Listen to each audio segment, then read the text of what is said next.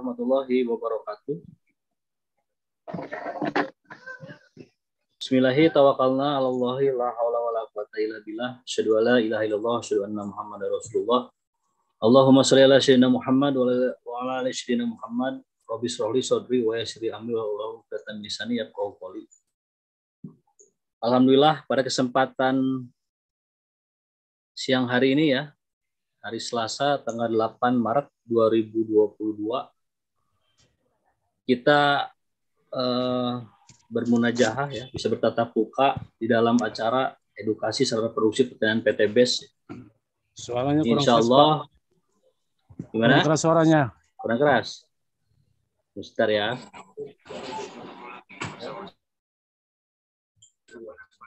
Jelas sih Pak. Ya.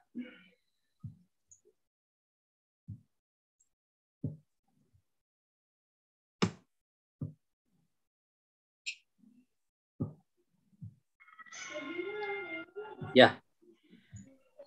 Kita lanjut ya.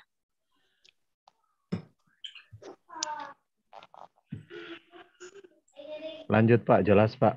Ya. Ini cukup kerasnya suara ya. Bisa ditangkap ya? Ya, jelas sekali Pak. Ya.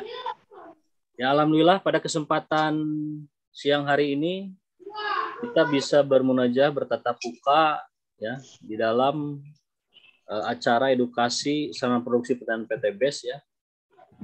Rutin setiap Selasa ini kita live streaming kan ya di channel YouTube Best Corporation. Jadi Bapak dan Ibu nanti bisa menyimak materi ini bisa berulang-ulang ya. Jadi materi yang akan saya sampaikan, saya akan mengulang tentang fotosintesis dan fotosintesa ya. Berbicara fotosintesis berarti berbicara tentang proses ya. Proses di mana tanaman memproduksi cadangan makanan ya. Kemudian kalau fotosintesa berarti brandnya sarana produksi pertanian PTBS ya, yang kaya nutrisi dan memiliki teknologi tepat guna. Insya Allah akan kita bahas pada kesempatan siang hari ini ya. Baik Bapak dan Ibu, ya kita maklumi ya, karena memang untuk siang ini banyak para mitra yang beraktivitas ya. Jadi tidak seperti malam ya. Kalau malam bisa nyampe 600 sampai 1000 partisipan ya. Ya sekarang di 128, ya insya Allah tidak mengurangi semangat Bapak dan Ibu, sahabat Universitas PTBS di dalam tolabul ilmi ya. Karena tolabul ilmi ini hukumnya wajib bagi muslimin dan muslimat dari buayan sampai liang lahat. Dan ini materi yang akan saya sampaikan inilah materi penting ya di dalam memprospek berbagai sarana produksi pertanian PTBS, terutama untuk kesempatan siang hari ini kita akan bahas tentang produk fotosintesa itu ya.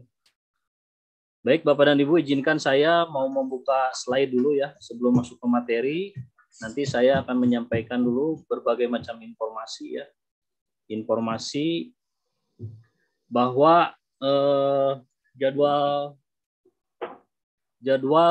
edukasi ini ya, selain dari online dari Zoom meeting juga ada offline ya. Nah, offline ini besok tanggal 13 ya, 13 Maret 2022 saya ada di Sumatera Barat insya Allah ya.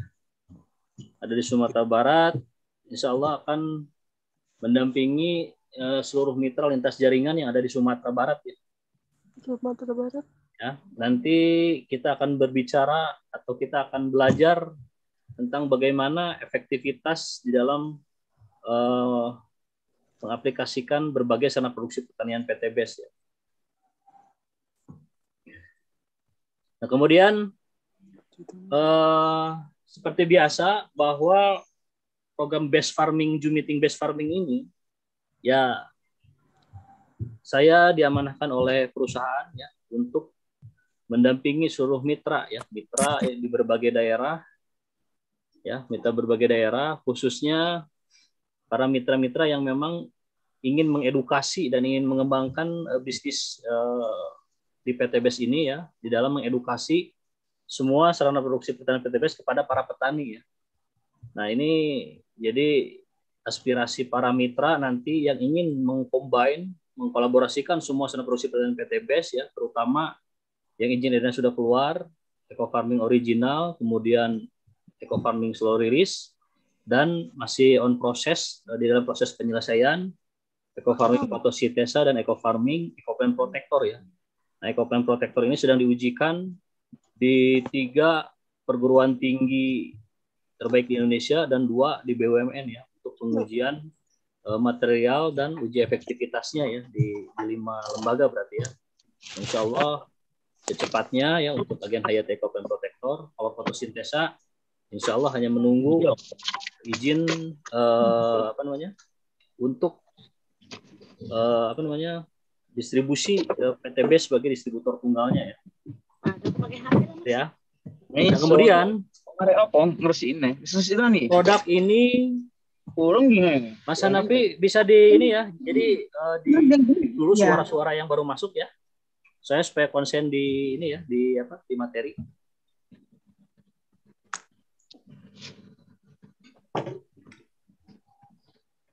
Ya, bisa.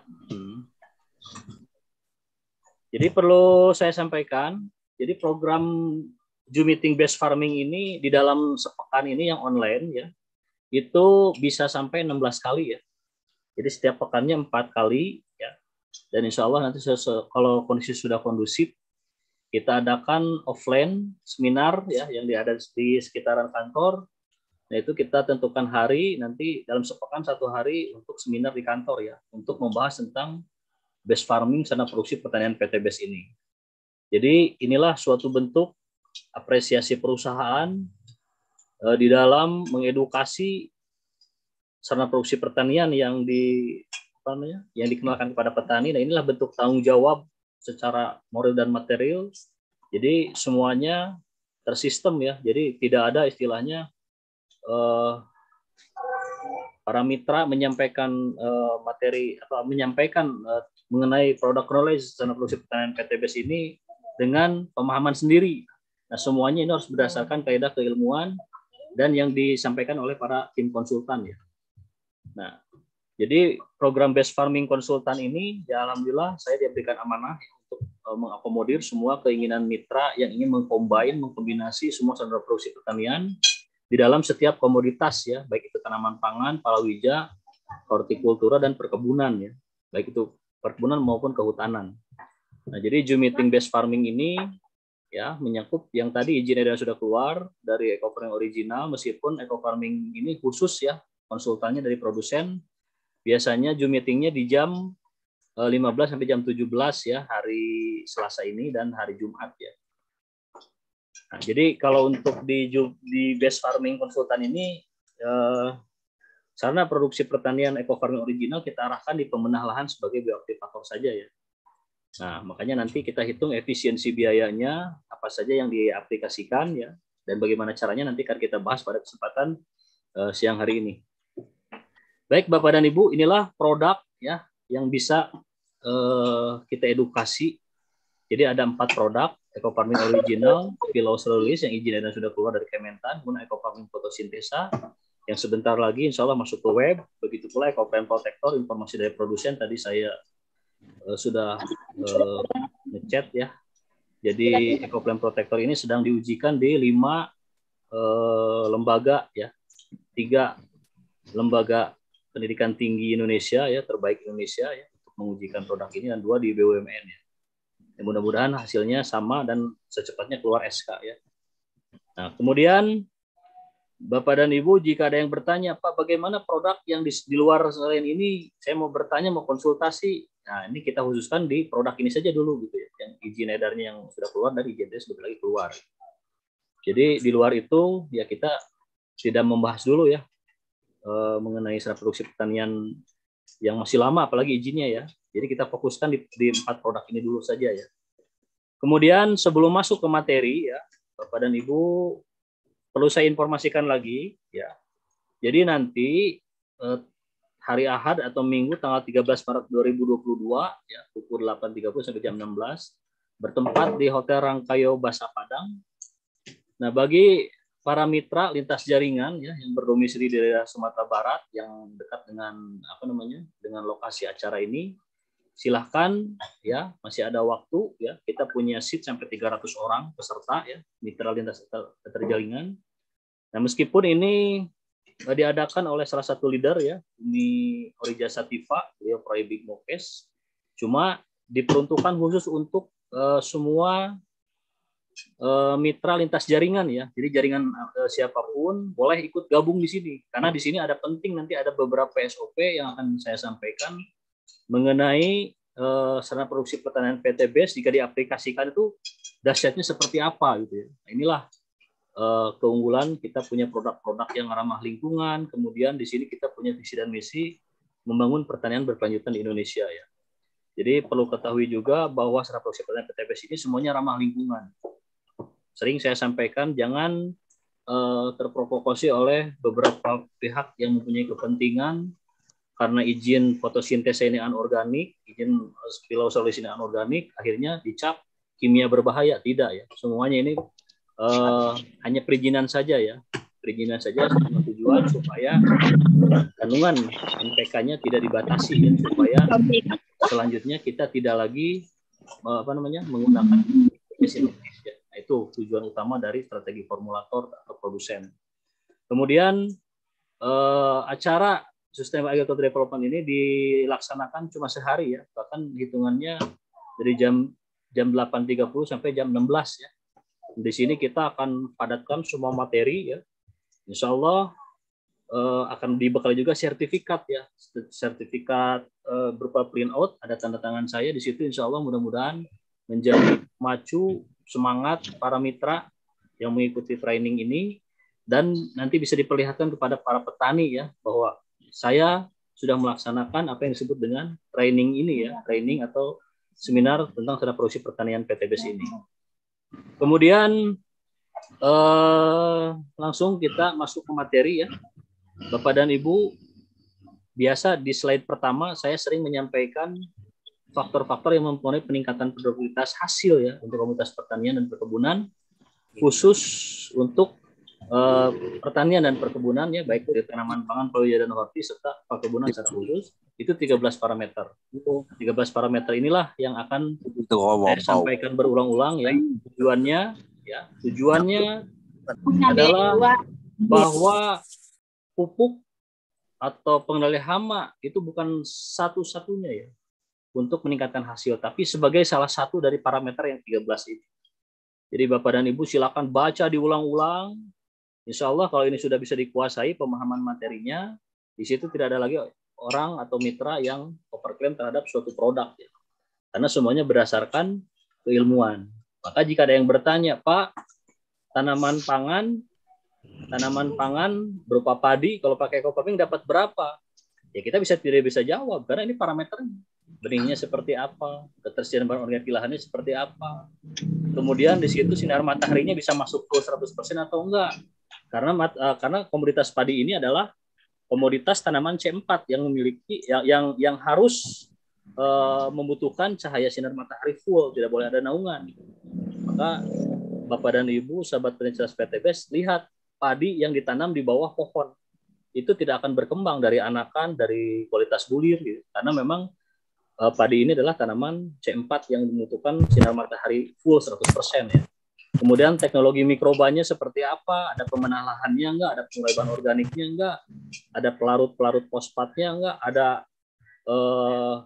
sebagai biofertilizer tidak. Nah ini teknologi mikroba ini insya Allah sudah ada ya pada produk Eco Farming Original, Eco Plant Protector juga fotosintesa ya. Jadi ketiga produk ini termasuk di slow release juga ada mikrobanya. Sudah lengkap semua. Nah, kemudian pH tanahnya bagaimana? Nah, idealnya minimal untuk sawit di 5,5. Untuk tanaman pangan, palawija dan horti kalau bisa di atas 6 ya. Atau minimal 6. Nah, ini kan beda-beda ya. Kemudian salinitas garam, ketersediaan air, relative humidity, NPK berimbang hara makro dan mikro, ZPT ya. Kemudian jarak tanam ideal, pengendalian hama dan penyakit tanaman, pengendalian gulma, pengendalian pasca panen. Ini sangat menentukan sekali. Jadi kalau ada yang bertanya, komoditas padi kalau menggunakan sarana produksi pertanian PTBS itu dijamin berapa? Wah, kita manusia tidak bisa menjamin karena ada 13 parameter. Ada beberapa yang faktor dari alam ini seperti hama dan penyakit yang tidak bisa diprediksi kehadirannya. Ya. Karena seperti beberapa bulan yang lalu terjadi meledaknya wabah warang batang coklat ya, Nilapara patalugens pada komoditas padi se-Asia Pasifik. Kebayang banyak petani yang tidak panen ya. Jadi ciri khas dari serangan warang batang coklat ini, dia menghisap cairan batang bagian pangkal, kemudian nutrisi tidak bisa naik ke atas, dan akhirnya tanaman seperti gosong seperti yang sudah kena herbisida. Nah itu kalau petani sudah seperti itu, ya tinggal menghitung kerugian saja. Nah makanya di sini kita dituntut untuk menjadi petani cerdas ya. Petani cerdas, petani yang memikirkan seperti apa dampak kerusakan dari aktivitas pertanian yang kita laksanakan, yang kita lakukan. Makanya alhamdulillah di sini produk-produk PTBS ini adalah produk-produk pertanian ramah lingkungan ya. Jadi saya pun tidak mau mendengar yang sering membentur-benturkan kepentingan antara masalah perizinan ya. Semuanya izin SK Kementan dan semuanya ramah lingkungan. Makanya Sustainable Agriculture Development ini akan terus kita gaungkan ya. Akan kita gaungkan bahwa PTBS memiliki standar produksi pertanian yang ramah lingkungan ya, semuanya ya. Nah kemudian dari pengendalian gulma juga sama. Nah ini banyak yang bertanya. Jadi para petani ini kalau ngelihat rumput, ngelihat gulma yang tumbuh itu, mindsetnya itu racun apa gitu kan, yang efektif gitu kan. Memang aplikasi itu efektif, ada efisiensi biaya tenaga kerja, tidak usah menggunakan tenaga orang. Tapi dampaknya percuma kita kalau mengaplikasikan herbisida, ya baik itu yang selektif maupun non selektif, terutama yang selektif di tanaman komoditas padi ya, itu sama dengan membunuh mikroba yang ada. Jadi percuma. Makanya untuk pengendalian gulma ini strateginya dengan kultur mekanisnya ya, kultur teknis ya. Nah pertama kita meminta kepada yang memberikan jasa untuk mengolah lahan itu, minta lahan kita diolah secara sempurna. Contohnya setelah disingkal ya kita biarkan dulu 2 atau 3 hari. Nah setelah itu kemudian nanti sinar matahari masuk, ada pertukaran karbon dioksida dan oksigen. Kemudian di situ terjemur yang namanya bibit-bibit penyakit ya, baik bersifat patogen dari bakteri dan cendawan. Nah setelah itu kemudian diolahnya itu digelebak kemudian dileler, itu harus sempurna. Jadi bibit-bibit atau benih-benih gulma itu memang betul-betul tertekan. Nah setelah diaplikasikan cara tadi ya dalam pengolahan sempurna, kemudian nanti ketika muncul lagi setelah pemupukan, nah itu kita bisa pakai alat gasrok. Nah itu yang ada 2 atau 3 mata sekali jalan. Nah itu jauh lebih efektif dan ramah lingkungan. Jadi kemarin sudah disampaikan oleh formulator dari fotosintesa dan sclerosis ya, bukannya kita tidak mempunyai formula untuk padi ya dalam mengendalikan gulma secara apa namanya ya menggunakan pengendali gulma ramah lingkungan ya. Cuman izinnya sudah dipastikan tidak akan dapat izin karena ya itulah ada yang perusahaan besar yang memang punya kewenangan di situ. Makanya di sini pengendalian gulma ini meskipun kita punya formula yang bagus, tetap itu sudah diajukan tidak dapat izin ya untuk pengendali gulma selektif ya. Nah, makanya saran dari tim konsultan khusus untuk mengendalikan gulma ini tadi cara yang tadi ya, pengolahan lahan sempurna. Yang kedua adalah bisa dimatun atau dirambet ya dalam kondisi macak-macak atau berair 2 cm di atas permukaan tanah ataupun digasrok ya, itu jauh lebih ramah lingkungan. Nah, ini kemudian panen pasca panen pun sangat menentukan. Nanti akan kita bahas di materi fotosintesis ya. Baik, kita lanjut. Bapak dan Ibu mungkin sering atau pernah mendengar apa yang disebut dengan fotosintesis. Fotosintesis, berbicara tentang fotosintesis itu ada 2 arti ya, 2 arti di dalam 2 kata ya. Foto itu sinar ya, sintesis itulah pembuatan. Jadi proses fotosintesis ini adalah pembuatan cadangan makanan ya yang dilakukan oleh tanaman atau tumbuhan yang memiliki zat hijau daun klorofil dengan bantuan sinar matahari. Nah, itu prinsip utamanya ya. Jadi selain membuat cadangan makanan dari bantuan sinar matahari, juga adanya respirasi bahwa tanaman atau tumbuhan itu bernapas, adanya transpirasi, adanya evaporasi, kemudian adanya perkembangbiakan, kemudian energi maintenance untuk tanaman selain tadi menghasilkan makanan, itu semuanya di dalam proses fotosintesis ya. Jadi proses fotosintesis ini adalah proses yang paling utama yang dilaksanakan atau dilakukan oleh semua jenis tanaman dari kingdom Plantea ya, atau tumbuh-tumbuhan yang memiliki zat hijau daun. Karena yang tidak memiliki zat hijau daun itu tidak bisa berfotosintesis.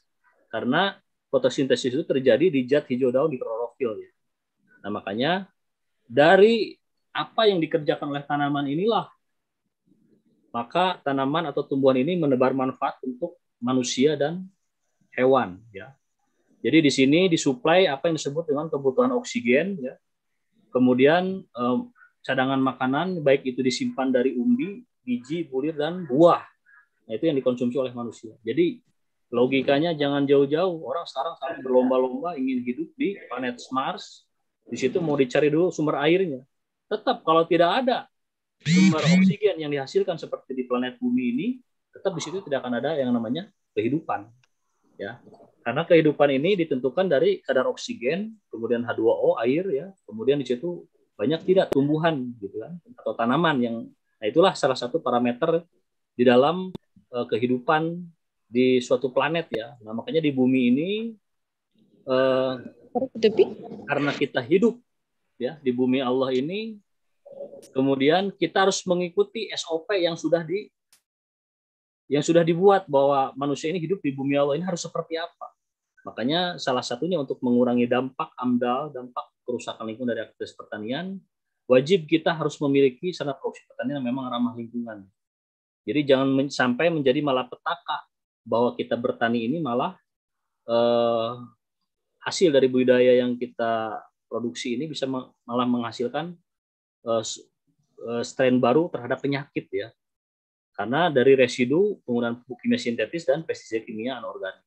Nah, makanya di sini fotosintesis ini adalah ya kembali lagi ke fotosintesis, proses pembuatan cadangan makanan ya, baik di situ ada untuk energi transpirasi, evaporasi, respirasi, kemudian perkembangbiakan tadi ya, atau perbanyakan baik itu melalui sistem anakan, rizom, kemudian macam-macam lah ya.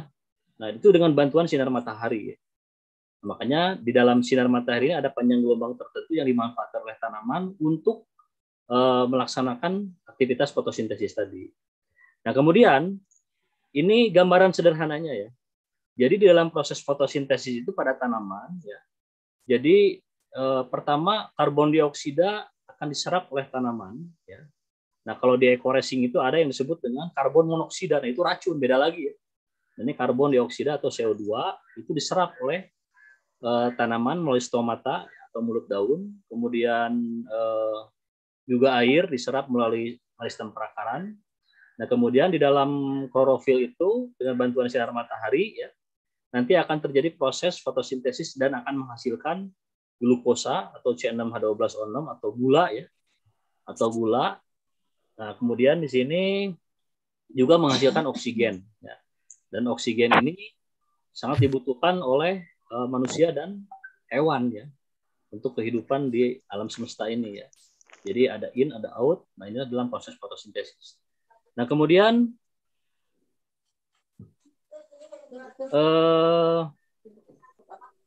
selanjutnya, jadi persamaan tentang reaksi kimia yang ada pada fotosintesis ini. Tunggu sebentar. Nah, ini saya buka dulu di sini. Jadi reaksi kimia fotosintesis itu adalah 6CO2, 12H2O plus cahaya, kemudian persamaannya adalah menghasilkan C6H12O6 plus 6O2 dan 6H2O. Nah, kesimpulannya apa?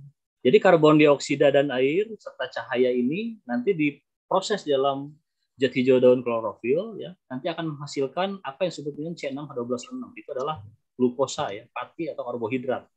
Plus 6O2, oksigen dan air. Itu hasil dari proses fotosintesis. Nah, hubungannya apa dengan produk fotosintesa? Hubungannya dengan di dalam produk fotosintesis nanti ada yang kita bahas ya, apa yang disebut dengan bakteri fotosintesis. Pokoknya kalau ada begini, ya. kalau ada begini. Ya, ribut banget nih. Ada mikroba ya, ada mikroba atau bakteri, fotosintesis bakteri pada kandungan yang ada dalam produk fotosintesa. Nah, itu memiliki pigmen yang bisa menarik cahaya matahari untuk kebutuhan fotosintesis. Makanya tanaman yang sudah diaplikasikan fotosintesa, produk PTBS ini, nanti akan dipacu proses fotosintesisnya 3-5 kali lebih cepat. Bahkan di situ hasilnya akan lebih banyak ya untuk menghasilkan tadi, baik itu biji, umbi, bulir, ataupun buah. Nah, ini bisa dilihat tahapannya bahwa air diperoleh dari dalam tanah yang diserap oleh akar, kemudian dibawa ke seluruh tubuh oleh pembuluh silem. Kemudian karbon dioksida diperoleh dari udara akan diserap oleh stomata, ya, dengan bantuan sinar matahari. Kemudian cahaya matahari digunakan tumbuhan untuk membantu proses kimia memproduksi glukosa dan gula. Kemudian yang keempat adalah hasil fotosintesis ini kemudian diedarkan ke seluruh bagian tumbuhan untuk bernapas, untuk berkembang biak, tumbuh, dan sisanya disimpan sebagai cadangan makanan yang dikonsumsi oleh manusia. Bapak dan Ibu, sering saya sampaikan di dalam psikologis tanaman itu dibagi 4 bagian psikologis tanaman. Yang pertama di jam 19.30 sampai jam 4.30 itu tanaman itu tidur. Tanaman tidur, metabolisme terhenti, ya. Kemudian di situ ada proses kimiawi pertukaran karbon dioksida dan oksigen. Jadi ketika malam, tanaman ini atau pohon itu akan menyerap apa yang disebut dengan oksigen. Jadi berebut dengan manusia. Makanya kalau kita naik gunung di jam-jam 19.30 sampai jam 4.30, itu kepala agak-agak pening ya. Karena apa? Oksigennya berebut dengan tumbuhan ya, atau dengan tanaman ya, dengan pohon. Nah, itulah proses di mana tanaman meskipun istirahat ada pertukaran karbon dioksida dan oksigen. Selepas jam 4.30 katakanlah azan subuh ya. Nah, ketika kita keluar rumah kok tiba-tiba udara merasa segar. Nah, itulah waktu di mana tanaman mengeluarkan lagi apa yang disebut dengan oksigen. Ya. Jadi pertukaran itu adanya di jam 19.30 sampai jam 4.30. Nah, di situ kita tidak ada lagi aktivitas pemupukan karena tanaman sedang istirahat.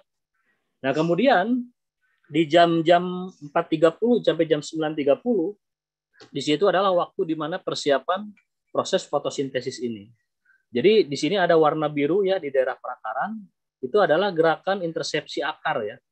Gerakan intersepsi maupun difusi ataupun aliran massa ya, air yang mendekat kepada tanah, kemudian daun sebagai jantungnya tanaman untuk memompa, untuk menarik ya, menarik air ya dengan bantuan sinar matahari tadi.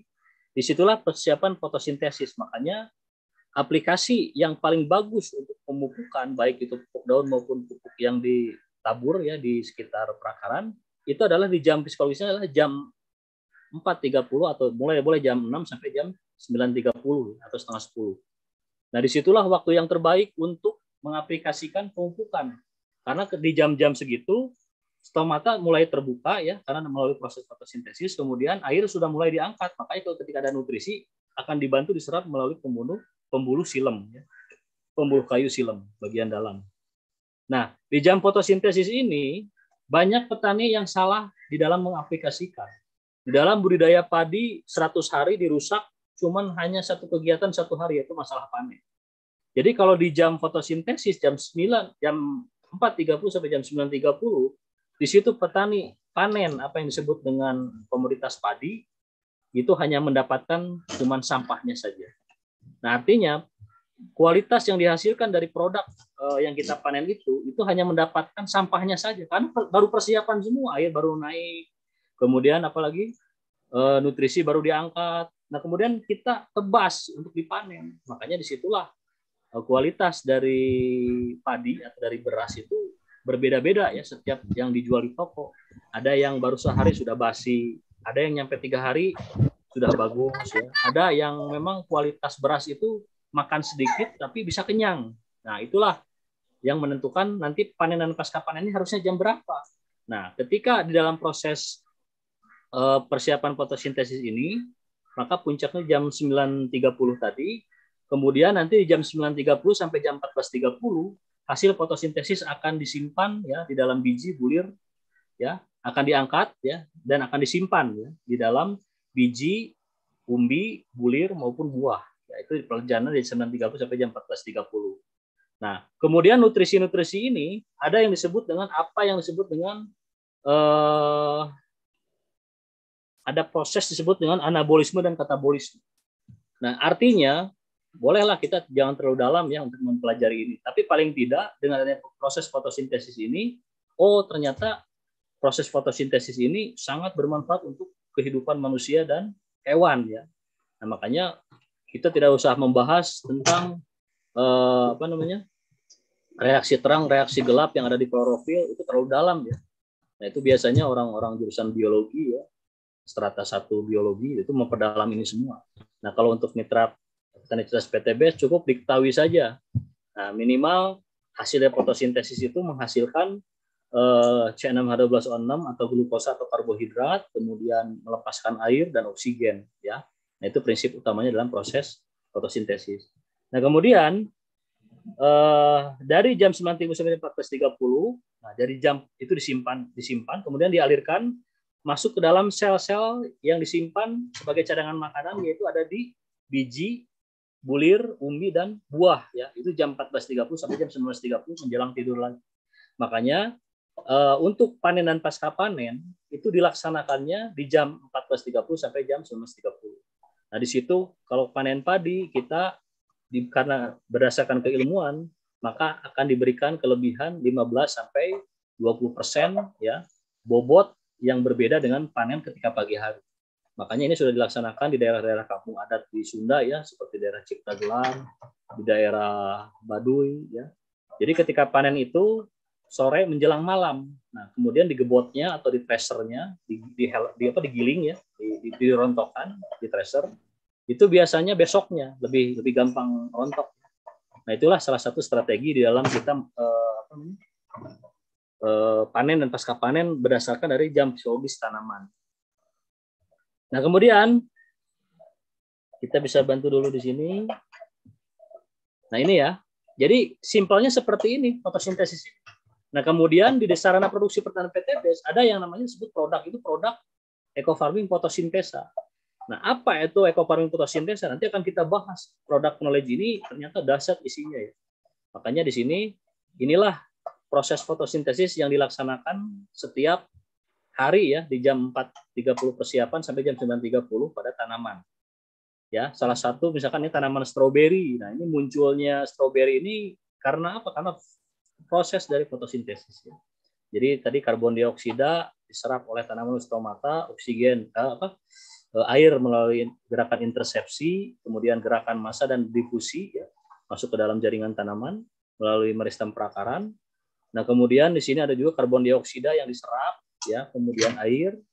Nah, kemudian dari proses fotosintesis dengan bantuan sinar matahari akan mendapatkan apa yang disebut dengan C6H12O6 plus 6O2 dan H2O ya. Jadi oksigen dan air itu akan diproduksi juga. Makanya air hujan yang turun ke alam dunia ini ya, itu akan dikembalikan lagi melalui proses evaporasi tanaman. Ya. Jadi akan dikembalikan melalui gerakan tadi ya, intersepsi akar, difusi, dan aliran massa yang diserap oleh perakaran dan dilepas lagi melalui proses evapotranspirasi pada tanaman. Ya. Jadi dikembalikan ke atmosfer lagi ya. Nah, inilah dahsyatnya sisi tanaman yang belum kita ketahui ya. Jadi mudah-mudahan materi ini bisa membuka mindset kita dulu nih tentang tanaman itu seperti apa, keinginan hidupnya itu idealnya seperti apa. Nah, kemudian ini dari proses anabolisme ya. Anabolisme ini adalah proses perubahan material sederhana menjadi anabolisme yang kompleks ya. Material sederhana dari molekul kecil ke molekul besar. Nah, kalau katabolisme bedanya perubahan atau material yang lebih besar menjadi material yang lebih sederhana. Nah, ini salah satu dari proses anabolisme atau metabolisme ini yang dihasilkan adalah protein dan asam amino. Makanya daripada kita melihat kondisi lahan-lahan yang ada di Indonesia ini sudah terjadi kerusakan, maka proses yang disebut dengan mineralisasi yang ada pada tanah itu ketika kita mengadakan pemupukan itu berbeda-beda responnya itu. Nah, makanya kalau tanah itu rusak sudah dipastikan akan lebih dari 3 hari dalam proses penyerapan. Dan untuk mendapatkan senyawa yang disebut dengan tadi asam amino ya, asam amino ini adalah bagian dari protein dan intinya kehidupan. Nah, daripada kita pusing mikirin asam amino ini yang diproduksi melalui proses mineralisasi kemudian diangkat melalui proses fotosintesis dan kemudian disimpan di dalam tadi ya cadangan makanan, baik itu umbi, biji dan bulir dan ini semuanya untuk nutrisi kehidupan tanaman. Nah, para formulator berpikir bagaimana kalau kita memberikan langsung asam amino ini kepada stomata mulut daun supaya lebih cepat. Nah, inilah suatu teknologi ya. Jadi ketika kita menghadapi apa yang disebut dengan tanaman atau tanah yang miskin hara, kemudian tanah yang sering tergenang oleh banjir, tapi kita mau melakukan pemupukan. Nah, salah satunya adalah kita harus punya pupuk yang memiliki asam amino. Nah, asam amino inilah yang akan membantu proses recovery sel, kemudian pertumbuhan vegetatif tanaman dan generatif tanaman. Nah, ini ada pada produk fotosintesa. Nah, katabolisme pun sama, molekul besar disimpan jadi molekul kecil dengan bantuan sinar matahari. Jadi semuanya ini proses berada di dalam klorofil ya, di dalam klorofil dan kemudian disimpan dalam kloroplas dan juga ada disebut dengan biji, umbi, bulir dan buah ya. Ini prinsip utamanya. Nah, kemudian ini yang jadi masalah yang kita bahas sekarang. Jadi tanah-tanah di Indonesia ini karena sering aplikasinya investasi pupuk kimia sintetis secara berlebihan, maka yang namanya proses mineralisasi ya. Jadi tanaman ini menyerap nutrisi itu bukan berupa unsur ya, tapi berupa senyawa. Apa bedanya unsur dengan senyawa? Kalau unsur itu salah satu jenis seperti nitrogen, fosfor dan kalium itu namanya unsur. Kalsium, magnesium dan sulfur. Kemudian mangan, molibdenum, boron yaitu hara mikroesensialnya ya, zinc, ferum, kemudian apalagi klor. Nah, itu ada 7 hara mikroesensial. Nah, itu ketika diaplikasikan, kalau tanah ini sudah terjadi kejenuhan, maka tanah atau akar ini tidak bisa menyerap karena di situ proses mineralisasi itu secara aturan, secara referensi itu 3 kali 24 jam. Syaratnya intensitas cahaya matahari dan intensitas air itu tersedia. Tapi respon pemupukan itu sekarang lambat. Nah, kenapa bisa lambat? Karena tadi sudah terjadi kejenuhan di lahan. Makanya gerakan intersepsi akar, aliran massa dan difusi ya yang sebagai persyaratan masuk ke dalam sistem meristem perakaran, meristem itu ujungnya akar, itu bisa terhambat. Nah, makanya di sini bagaimana caranya kita bisa menyiapkan nutrisi ini supaya bisa diserap oleh tanaman melalui stomata, meskipun kondisi tanah ini adalah miskin hara atau sering tergenang banjir. Nah, itulah salah satu teknologi yang ada pada fotosintesa, akan kita bahas nanti produk knowledge. Nah, kemudian ini adalah secara simpelnya ya, bagaimana caranya bahan organik bisa diurai dari senyawa NH3 ya, sebagai bakteri, kemudian dirubah menjadi amonifikasi, bakteri nitrifikasi, kemudian jadi senyawa nitrat. Nah, senyawa nitrat inilah yang bisa dimanfaatkan oleh tanaman ya. Makanya di sini ini paling tidak harus dipahami ya, tidak harus jago sebagaimana kita kuliah harus bisa menguasai. Paling tidak inilah proses-proses apa yang disebut dengan nitrifikasi, ya, apa yang disebut dengan bakteri penambat nitrogen, itu paling tidak kita harus belajar. Nah, ini salah satu proses ya kimiawi. Jadi Bapak dan Ibu jangan terjerumus gara-gara orang yang punya kepentingan. Itu potensi fotosintesa itu kimia, ekofarming juga kimia sama ada NPK, itu unsur kimia itu. Nah, makanya yang kita sedang perangi ini adalah pupuk kimia sintetisnya ini. Bagaimana caranya para petani di daerah lebih menggunakan pupuk kimia sintetis lebih bijaksana lagi gitu ya. Jangan terlalu jor-joran, jangan terlalu. Nah, kita atur dengan cara produksi pertanian PTBS. Nah, ini semuanya tersangkut dengan proses kimiawi.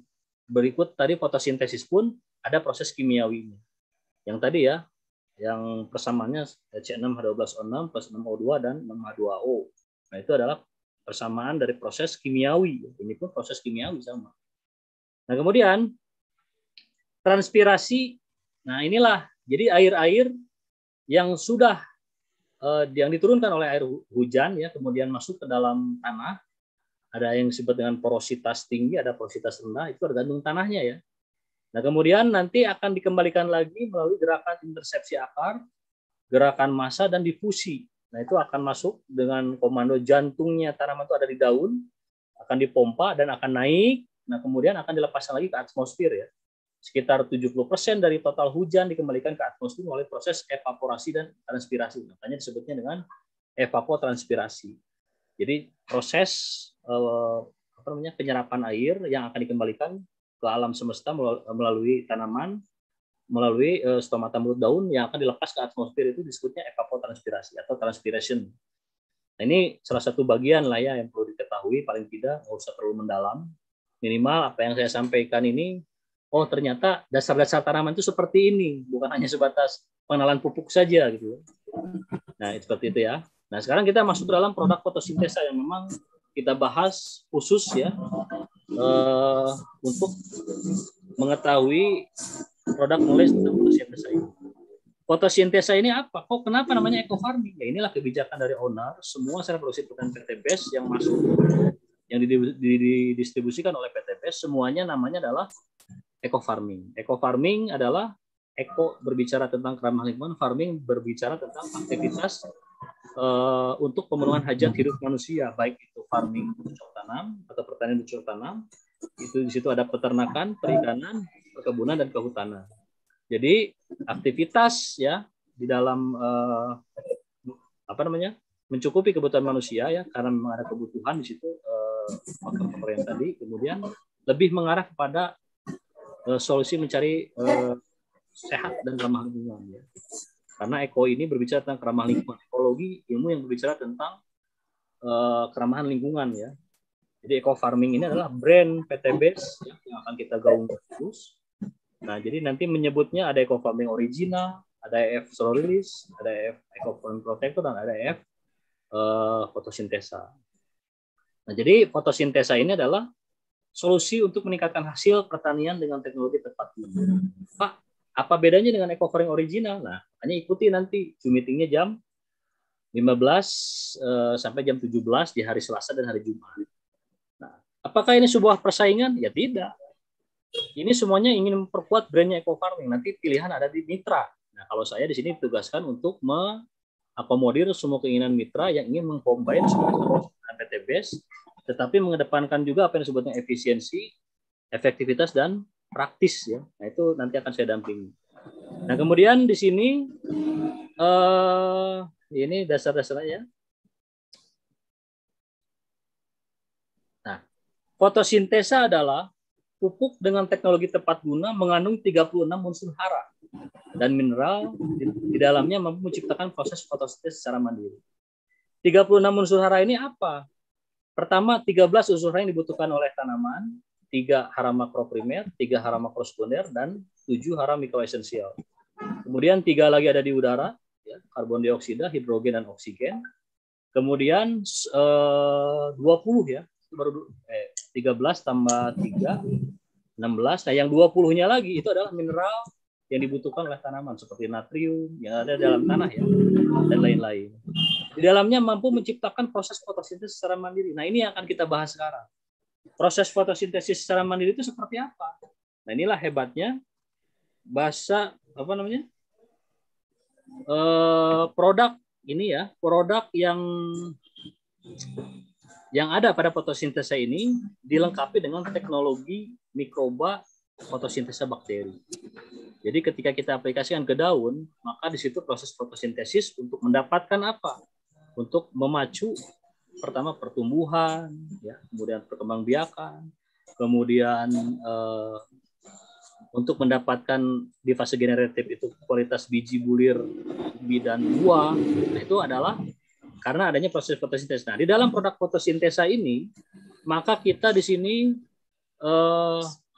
proses fotosintesis yang ada di alam ini dipercepat karena adanya bakteri ya, yang mempunyai pigmen khusus yang mampu menyerap panjang gelombang sinar matahari sehingga di situ diserap full dan akan dipercepat proses fotosintesisnya itu 3-5 kali lebih cepat. Nah, ini akan kita bahas nanti. Sehingga bisa mengubah zat yang tidak dibutuhkan tanaman menjadi zat yang dibutuhkan tanaman, dilengkapi dengan humic acid ya, sebagai pemenah lahan, asam amino, dan fitohormon. Nah, humic acid ini apa? Nanti akan kita bahas. Kemudian fitohormon ini ada di gibberellin, auksin, dan sitokinin ya. Pertama, auksin untuk kualitas biji, bulir, yang ada di dalam tanah, terutama perakaran, merangsang perakaran. Kalau sitokinin berhubungan dengan batang, tunas. Nah, kalau gibberellin berhubungan dengan buah dan kualitas bunga ya. Nah, ini di dalam fotosintesisnya sudah lengkap semua. Nah, yang paling dasar di sini ada asam aminonya. Jadi asam amino ini daripada kita nunggu dalam proses tadi ya, proses mineralisasi dalam tanah tadi, waktunya tidak sebentar untuk mendapatkan asam amino itu, nah lebih baik kita langsung aplikasi asam amino ini untuk kebutuhan tanaman yang diaplikasikan kepada stomata mulut daun di jam fotosintesis. Nah, itu lebih cepat responnya ya. Nah, makanya di sini dilengkapi dengan asam amino. Nah, makanya Bapak dan Ibu, seperti apa kekuatan fotosintesa ini karena mengandung asam amino jika diberikan kepada ternak, ruminansia, perikanan dan tambak udang maupun tambak ini ya. Nah, itu seperti apa efisiensi dan efektivitasnya. Nah, inilah yang kita buktikan sama-sama. Bahwa fotosintesa ini adalah bahan organik. Nah, ini produk ini bisa diminum dalam bentuk larutan, untuk manusia juga bisa, meskipun peruntukannya bukan manusia. Tapi yang pasti untuk ternak pun aman. Nah, adapun strategi izin anorganik yaitu hanya sebatas supaya kandungan NPK yang tidak dibatasi, dan alhamdulillah di beberapa daerah bahwa klaim fotosintesa ini diaplikasikan sudah tidak lagi membutuhkan pupuk kimia sintetis. Nah, itulah keunggulan strategi formulator, bagaimana caranya mengatur perizinan ini ya. Yang penting itu legal dan diperbolehkan oleh. Kemudian keunggulannya mengandung 36 unsur hara dan mineral, solubility, mudah larut dan tanpa ampas. Nah, inilah teknologi yang tidak harus difermentasi ya, yang tidak harus diolah-olah bagaimana caranya sebagaimana mestinya. Jadi solubility ini adalah 100% larut dalam air. Nah, ini teknologi yang memang teknologi yang disebut dengan teknologi nano, 100% larut dalam air. Kemudian tidak perlu pupuk tambahan apapun, tidak perlu difermentasi, tidak perlu tambahan gula, air tebu dan lain-lain, mengandung humic acid dan mikroba pemenah tanah. Nah, ini ada pada kandungan fotosintesa ya. Kemudian dapat menaikkan pH 1 sampai 2 digit atau 2 strip, 1 saset plus 60 liter air atau 4 saset dalam 240 liter air. Itu dosisnya sama saja. Ya, itu hanya berbeda pengenceran saja. Nah, ini dikocorkan di lahan-lahan bukan di lahan di piringan atau di pangkal pohon 2 liter per pohon dosisnya ya. Itu akan setengah jam dicek pH-nya, nanti ada kenaikan 1 sampai 2 digit dengan dosis penggunaan fotosintesa ini karena mengandung mengandung unsur kalsium dan magnesium yang ada pada fotosintesa. Kemudian boleh dibiarkan dalam kondisi cair. Jadi kalau Bapak dan Ibu ada biang tersisa itu aman-aman saja, tidak akan ada ledakan atau tidak ada aktivitas dari lactobacillus ya. Karena di sini tidak mengandung lactobacillus atau bakteri anaerob, probiotik. Nah, karena di sini proses fermentasinya sudah dilaksanakan di pabrik, sudah beres buat petani dan kita tinggal melaksanakan saja. Dan tidak ada masa kadaluarsa. Tapi saran dari saya, meskipun tidak ada aman dalam kondisi cair dalam botol, tapi saran saya dan termasuk formulator juga lebih baik dalam kondisi fresh kalau kita mau mengaplikasikan ke tanaman. Nah, ini ya keunggulan ya, bukan kelebihan ya, keunggulan. Karena di dalam konteks Islam yang namanya kelebihan itu satu berlebih itu kurang baik ya. Tapi kalau keunggulan inilah salah satu produk PTBS yang mempunyai keunggulan ini ya. Nah, kemudian di dalam fotosintesa ini mengandung fotosintesa bakteri atau sebutan PSB. Ya. Jadi ketika saya diskusi dengan formulator seru juga, saya korek semua dan alhamdulillah beliau pun kooperatif. Ya. Jadi paling tidak ketika ada yang bertanya tentang apakah mengandung bakteri fotosintesis, ya ini jawabannya gitu. Meskipun ini hanya diketahui saja, kalau tidak ada yang nanya ya nggak usah. Yang penting diaplikasikan, tanaman bicara. Nah, terus kita belajar berkomunikasi dengan tanaman. Ya. Nanti seperti apa? Nah, ini kita bahas tentang fotosintesa bakteri. Jadi fotosintesa bakteri ini membantu tanaman untuk menangkap energi matahari. Karena di dalam pigmen warna-warna pada bakteri fotosintesa ini mampu menyerap panjang gelombang tertentu yang ada pada energi matahari. Nah, kemudian bisa menjadi energi yang mudah diserap tanaman secara maksimal. Nah, ini tujuannya dimasukkannya PSB tadi. Kemudian manfaatnya untuk apa PSB ini?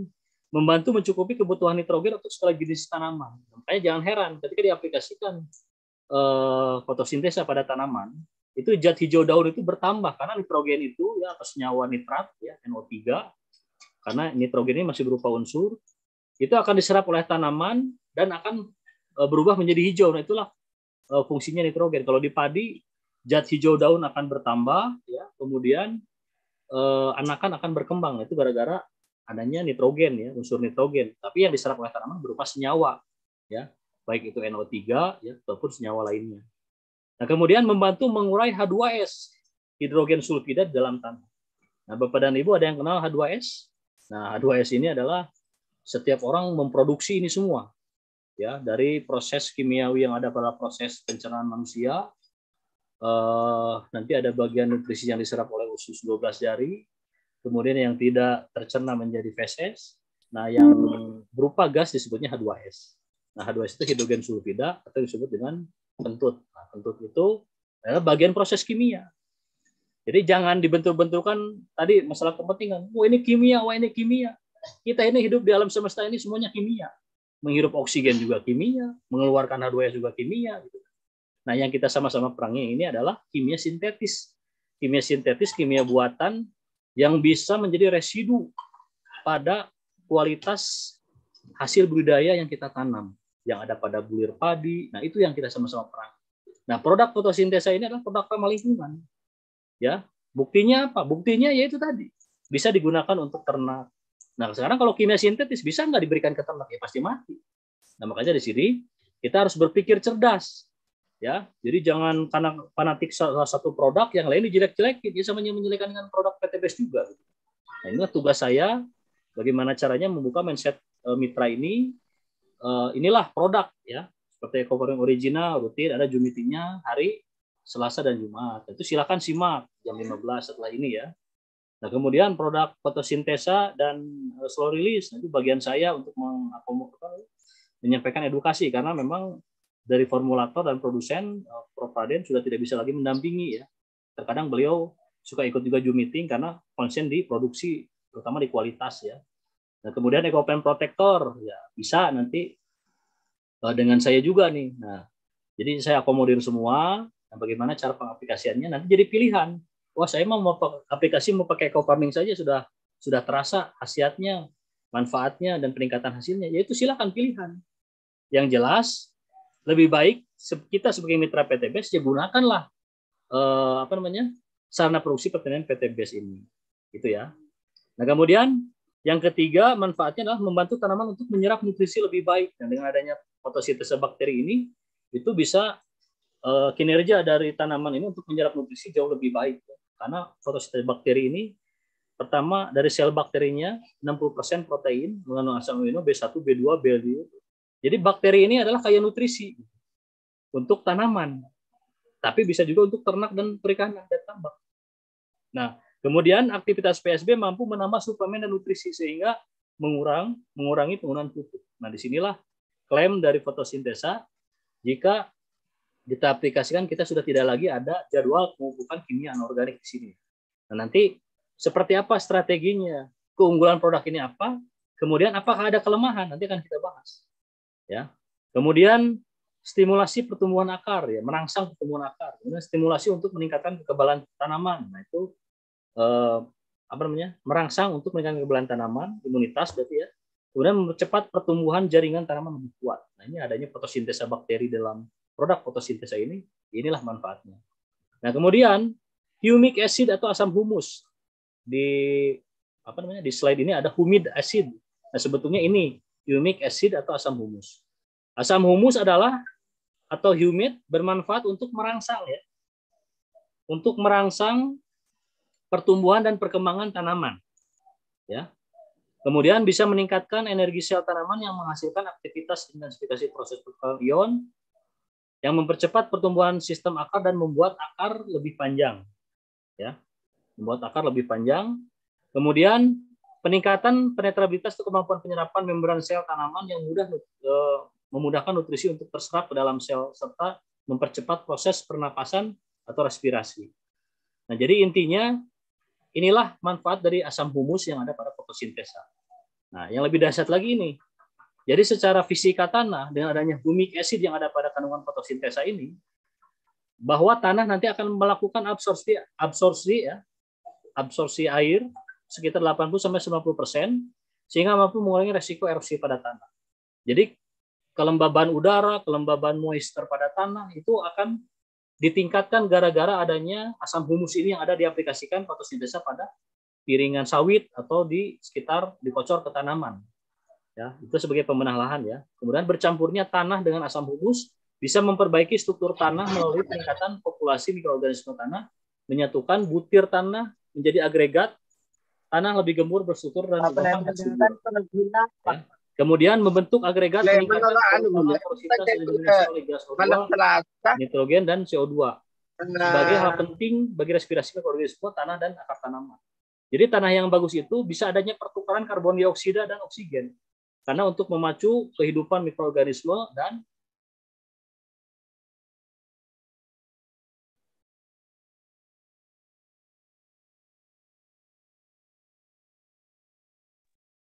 ya. Kemudian menggelapkan warna tanah menjadi semakin coklat kehitaman sehingga meningkatkan penyerapan radiasi sinar matahari. Ini ada pada humic acid. Makanya fotosintesa ini berwarna hitam kecoklatan ya. Hitam pekat kecoklatan. Nah, itu ya. Nah, kemudian berikutnya ini di sifat fisika ya. Kemudian di sifat kimianya, kimia tanah nih.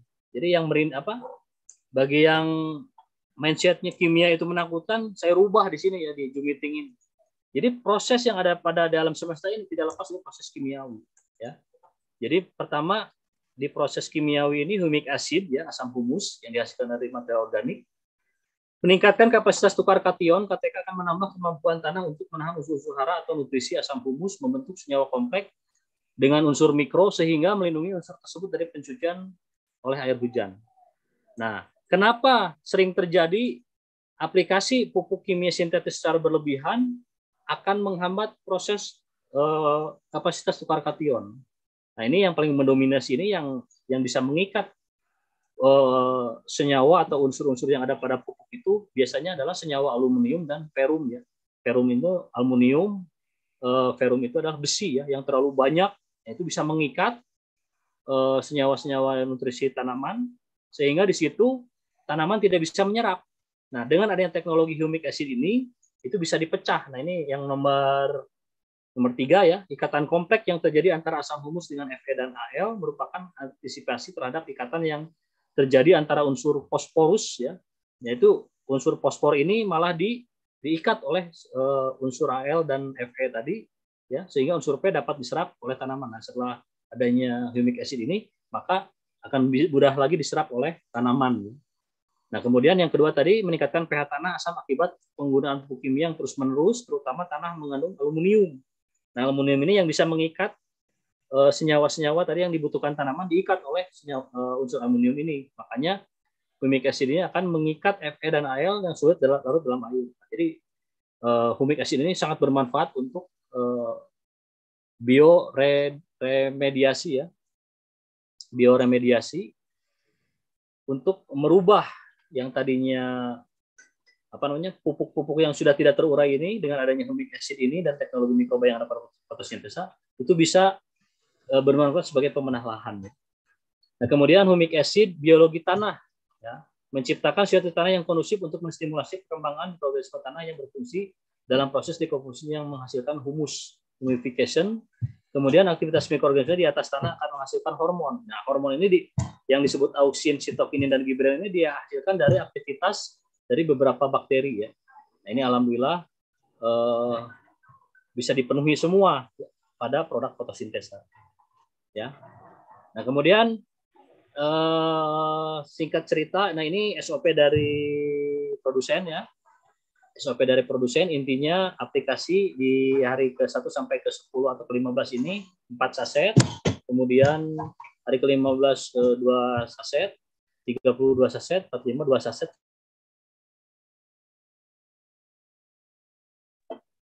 Ya. Kemudian di sini 4. Nah, ini diaplikasikan dibutuhkan 12 produk value fotosintesa per hektar ya hitungannya. Ini seperti ini ya. Nah, kemudian selanjutnya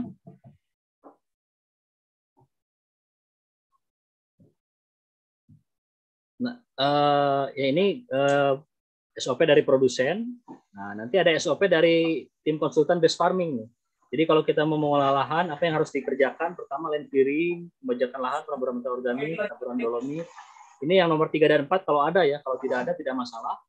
Kemudian H-5 aplikasi EPP Agen Hayati, lahan sebelum siap tanam 1 box per hektar. Pembuatan bedengan atau sawah setelah siap tanam baru aplikasi eco farming ya. Kalau mau di aplikasi eco farming 2 tub per hektar. Hari ke 0 HST penanaman. Ini yang dari tim konsultan. Nah, ini yang wajib diketahui nih. Jadi Bapak dan Ibu kalau memiliki atau mendampingi para petani yang komoditasnya umurnya 0 sampai 60 hari ya. Contoh timun ya. Timun suri, kemudian apalagi bawang ya 0 sampai 60 hari. Kemudian kangkung, bayam itu di bawah 30 hari. Nah, ini SOP-nya seperti ini. Jadi SOP Standard Operating Procedure Base Farming Standard Procedure PTBS. Komoditas tanaman pangan palawija dan horti yang umurnya tanaman 0 sampai 60 HST. Pertama, tahapan pengolahan lahan ya. Masa tahapan pengolahan lahan EPP Agen Hayati H-5 hari. H-5 hari 1 box per hektar. Eco farming H-3 hari original ya, 2 tub per hektar. Kemudian masa perawatan tanaman aplikasi EPP dan fotosintesa punah tumbuh 10 HST. Aplikasi EPP dan fotosintesa 20 HST. Nah, ini setiap 10 hari sekali ya, yang memiliki interval atau umur 0 sampai 60 hari ya. Jadi kalau misalkan timun maksimal 40 hari, berarti aktivitas cuma 10, 20, 30 ya, dibutuhkan cuma 6 saset saja fotosintesa dan 3 box, 4 box untuk Agen Hayati. Nah, ini dosisnya seperti ini. 1 saset EPP ya plus 1/5 saset atau 7 gram fotosintesa 4 liter air, aplikasi pada bagian daun, tanaman dan daun. Nah, ini kalau mau dibuat biang berarti 1 saset EPP ya ditambah proses pembiangan FS dulu atau fotosintesa 2 saset fotosintesa plus 1000 ml air. Nah, diambil 100 ml biang fotosintesa plus 100 liter air. Berarti biang ini untuk 1 hektar atau untuk 10 tangki ya diaplikasikan. Nah, di dalam luasan 1 hektar diperlukan eco farming 2 tub ya, eco plant protector 6 box, fotosintesa 10 saset. Nah, begitu pula ini untuk tanaman 60-110 hari ya. Terutama untuk komoditas seperti jagung, padi, semangka. Nah, ini untuk hortikulturanya ya. Nah, intinya ini semua untuk kebutuhan tanaman yang memiliki umur 60-110 hari ya, tanaman pangan, palawija dan hortikultura. Nah, cara pengaplikasinya seperti ini. Nah, alhamdulillah di daerah saya sedang hujan, kebetulan gentengnya ini menggunakan, jadi agak kedengaran ya. Baik Bapak dan Ibu, itu yang bisa saya sampaikan mengenai produk knowledge tentang fotosintesa ya. Mudah-mudahan bisa dipahami. Nah, nanti akan ada kita masuk ke sesi tanya jawab ya. Seperti apa nanti yang akan disampaikan, yang ingin bertanya silakan. Terutama yang raise hand dulu ya. Silakan nanti kita buka yang videonya on ya, terutama ya. Ya. Baik, yang pertama akan saya buka dulu yang raise hand ya. Ini Pak Muhammad Hamdani, silakan. Di-unmute dulu ininya. Assalamualaikum Bapak. Assalamualaikum Pak Muhammad Hamdani. Assalamualaikum Pak Wawan. Assalamualaikum Pak Wawan.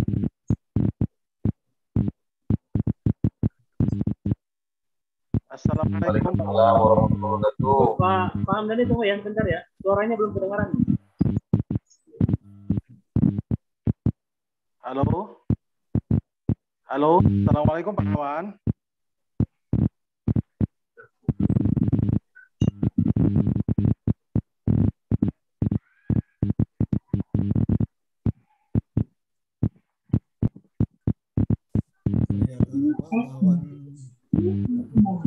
Assalamualaikum Pak Wawan. Sudah kedengaran Pak? Sudah kedengaran Bapak? Masih dibetulin Pak Dani. Ya Pak. Mohon ditunggu aja.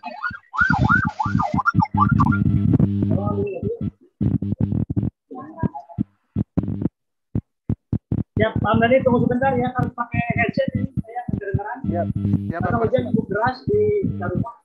Siap, Bapak.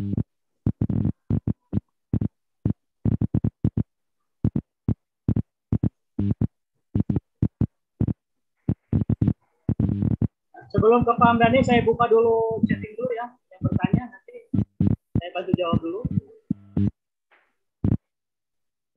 Nah, tulisannya mute. Ya, ini SOP yang dibagikan ke mitra untuk review bisa tidak ya? Soalnya tidak bisa hafal saat pematerian disampaikan. SOP best farming nanti ya akan kita berikan. Jadi nanti dari support system menyediakan buku panduan untuk best farming. Jadi apa itu phylloxera, apa itu fotosintesa, apa itu ekofarming original, dan apa itu apa namanya ekofarm protector. Nah itu semuanya nanti akan kita bahas di dalam buku panduan yang simpel tapi mudah dipahami oleh seluruh mitra. Ini sudah masuk ke dalam fase editing. Insya Allah secepatnya akan kita bagikan ya.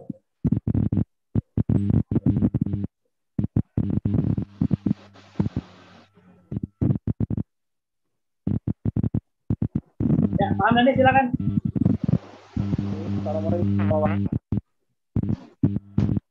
Assalamualaikum, Bapak.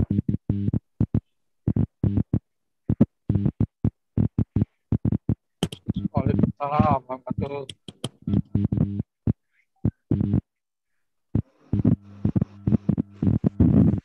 Sudah kedengaran, Bapak?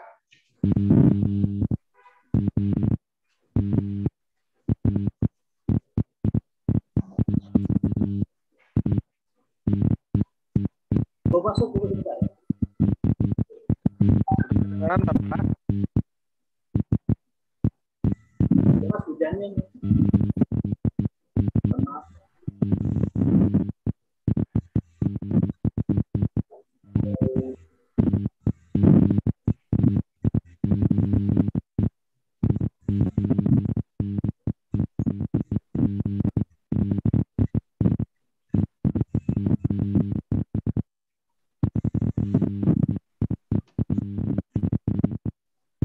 Coba Pak Hamdani lab dulu baru masuk balik.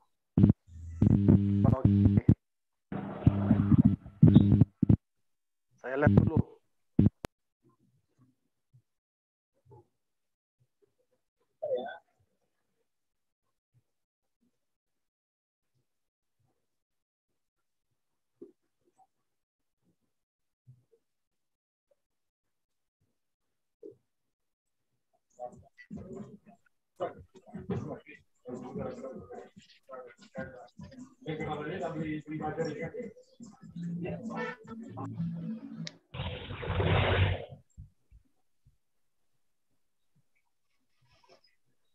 Tes. Tes.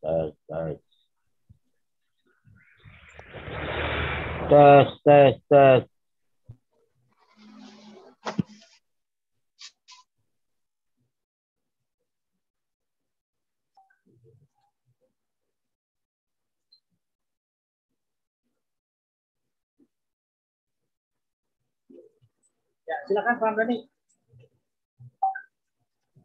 Oke, sudah kedengaran, Bapak? Keras suaranya ya. Kurang keras ya, Bapak?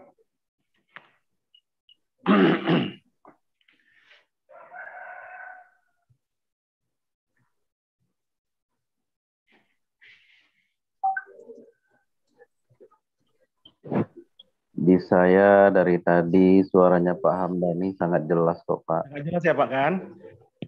Berarti di audionya Pak Wawan yang kurang bagus rupanya saat ini sinyalnya. Ya benar, kayaknya di sini suaranya Mas Hamdani itu jelas. Iya, Pak. Di saya juga jelas. Sangat jelas ya, Bu, kan? Ya, silakan. Ini bagus. Ya, yang lain di keep dulu ya. Pak Hamdani dulu, silakan Pak Hamdani. Baru kedengeran. Assalamualaikum Pak Wawan. Ya, waalaikumsalam warahmatullahi wabarakatuh. Alhamdulillahirobbilalamin. Ini Pak. Deras. Ya gimana? Ada saya dengan petani pepaya California. Ya. Kasusnya ada virus yang menyerang Pak Wawan. Ya. Jadi sampai saat ini mati. Pohon itu mati. Mereka sampai saat ini belum ketemu apa apa namanya Pak untuk mengatasi masalah itu? Apakah EPP bisa mengatasi itu? Itu saja Pak. Satu lagi untuk pembibitan sawit dari polybag, dari baby ke apa nanti bagaimana cara pengaplikasian pupuk apakah yang kita gunakan? Apakah fotosintesa beserta dengan EPP atau eco farming untuk pembenahan lahan dulu? Itu saja Bapak. Baik. Baik Pak Hamdani, terima kasih ya. Ini suara saya terdengar nggak? Sangat jelas. Jelas ya. Ya. Dengar. Ya. Jadi yang pertama pada pepaya California ini permasalahan di para petani ya, baik itu di sentra di Jawa Barat itu di daerah Banjar ya, Banjar Patroman itu hampir dekat dengan pesisir pantai, itu sentra-sentra pepaya California di daerah Jawa Barat ya. Pokoknya di Magelang, kemudian itulah permasalahan yang ada di petani pepaya California ya. Jadi serangan virus ini tanpa ada hama, tapi tiba-tiba pucuk menguning. Iya. Nah, permasalahan utamanya pertama, yang satu ya, itu biasanya masa perakaran. Ya, perakaran ini, jadi pertama perakaran pada pepaya California ini dia tidak senang genangan dulu ya. Nah, itu bagaimana caranya kita menghindari genangan ketika hujan. Nah, yang kedua, biasanya ketika terik panas, tiba-tiba muncul indikasi pucuk-pucuk itu mulai menguning dan keriting. Nah, itu virus sebetulnya. Cuma ada beberapa hama yang sebagai faktor pembawa. Ya. Nah, di situ biasanya, tapi hama tersebut tidak terlihat. Kalau di cabai kan kelihatan. Ada thrips, ada aphids, nempel di pucuk, kemudian dia bawa sebagai faktor pembawa virus mosaik, dan akhirnya keriting dan menguning. Nah, kalau di pepaya ini tidak terlihat. Nah, makanya syarat utamanya ketika aplikasi pertama ya, itu ada treatment diaplikasikan agen hayati dulu Pak. A-5-nya itu, baik itu mau yang pakai media tanam atau itu pupuk kandang ataupun yang lainnya, itu diaplikasikan A-5 aplikasi Ecoframe Protector 1 box per hektar. Nah, kita tinggal hitung pepaya ini kalau jarak 2 kali 2,5 itu kan ada di sekitar 1.500 sampai 1.700 pohon Pak ya per hektar. Nah, itu dibutuhkan 1 box saja Ecoframe Protector ya, bisa diencerkan dengan 140 liter air. Nah, 140 liter air ini nanti bisa dibagi-bagi setiap lubang tanam rata, mau setengah literan atau 700 mili boleh.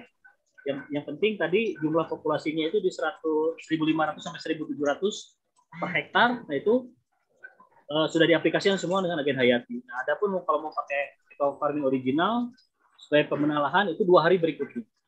Dan kemudian ditanam. Nah, setelah ditanam, jika kita menginginkan imunitas tanaman pepaya yang kuat, ya, itu aplikasi Ecoframe Protector dan agen hayati, Ecoframe Protector agen hayati dan fotosintesa. Nah, itu rumusnya bagaimana? Rumusnya gampang.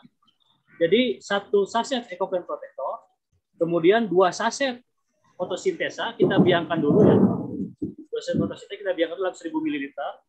Nah, kemudian kocok secara homogen. Nah, nanti diambil 100 ml biang. 100 ml biang ditambah 1 saset Ecoframe Protector tambah 14 liter air. Nah, itu aplikasikan ke daun tanaman ya, batang daun. Itu aplikasi rutin 2 pekan sekali sampai 4 bulan ke depan. Itu untuk imunitas pepaya supaya tidak diserang oleh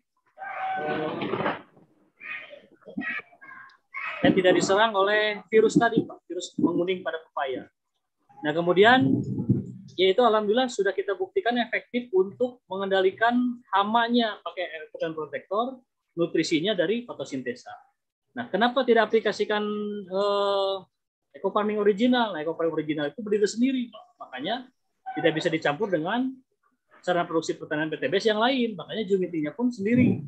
Nah, kalau di Zoom meeting atau di grup yang saya dampingi, itu aplikasi Ecoframe Protector ini khusus ya, khusus untuk pembenahan saja. Hanya dibutuhkan cuma 2 tub saja ya. Nah, adapun yang ingin mengikuti SOP eco farming dari tim konsultannya, misalkan padi 10 ya ikutin saja 10 gitu ya. Karena kan saya tugas di sini bagaimana caranya mengcombine semuanya masuk, tapi efektivitas, efisiensi dan praktis itu tetap ada gitu. terutama dari hasil outputnya yang kita budidayakan. Nah, kemudian yang kedua, tadi pertanyaannya apa, Pak? Saya diulang. Saya potong tadi belum jelas. Kalau untuk kasus pepaya yang sudah tanam, sudah tumbuh, dan virusnya sudah menyerang, bagaimana cara mengatasinya, Pak? Ya, jadi dulu saya waktu bertani pepaya, Pak ya, kalau pucuk ini sudah tidak berkembang, kemudian di situ ada keriting, ya. Dulu kalau saya ketika bertani pepaya di dataran tinggi, ya saya ingin membuktikan, karena kan persyaratan pepaya ini 0 sampai 500 mdpl, Pak. Di atas 500 bahkan di 800 kita coba berani menanam California, bisa besar-besar tapi rasa tidak sesuai, Pak. Gitu ya. Nah, kemudian bagaimana caranya? Kalau sudah parah dan sudah tidak berkembang, kalau saya dipotes, Pak, pucuknya. Nah, nanti akan muncul lagi pucuk baru, ya, pucuk baru. Bahkan saya amati dulu yang namanya bunga betina atau pepaya betina yang bulat, Pak ya. Nah, itu ketika dipotes muncul lagi pucuk baru, nah itu bisa membawa bunga hermaprodit yang bentuknya seperti kapsul. Nah, itu kalau dipetik ya, pengalaman saya pribadi itu. Nah, makanya pepaya California ini sebetulnya benihnya pun tidak usah beli, kita ambil saja dari buah yang lonjong, buang pangkalnya, buang ujungnya. Nah, yang tengah ini kita ambil buat benih. Karena kalau kita mencampurkan benih ini semua dari ujung dan pangkal dicampur, nanti akan keluar bunga betina yang pohon betina yang buahnya bulat. Nah, itu kalau di tingkat pasar induk ada selisih 1.000, Pak. Jadi kalau California tingkat petani 3.000 yang lonjong, nah yang bulat itu cuma 2.000. Nah, bahkan nanti ada peluang yang bisa menghasilkan pepaya gandul yang jantan yang banyak bunganya. Nah, makanya kalau mau membenihkan tidak usah beli benih yang mahal, Pak. Beli pepaya California yang kematangannya memang sudah cukup, buang pangkal, buang ujung, nah kemudian ambil benihnya pakai abu kemudian ditebar, tanam. Nah, tanamnya itu biasanya pakai kopen protektor dulu, direndam 24 jam, kemudian ditutup sampai 15 hari baru kecambah. Nah, adapun kalau kasus seperti tadi yang sudah parah, Pak, itu saran saya dipotek saja, kemudian nanti akan muncul lagi pucuk baru. Nah, pucuk baru itu harapan baru kita. Tapi kalaupun misalkan masih berkembang, bagus, cuma hanya keriting saja dan agak menguning, main di FPP dan fotosintesa saja. Itu, Pak, bisa dipahami ya? Bisa, Bapak. Yang kedua tadi apa? Satu lagi, kelapa sawit dari baby pindah ke polybag pembesaran. Itu apakah media tanahnya itu kita pakai apa, Pak?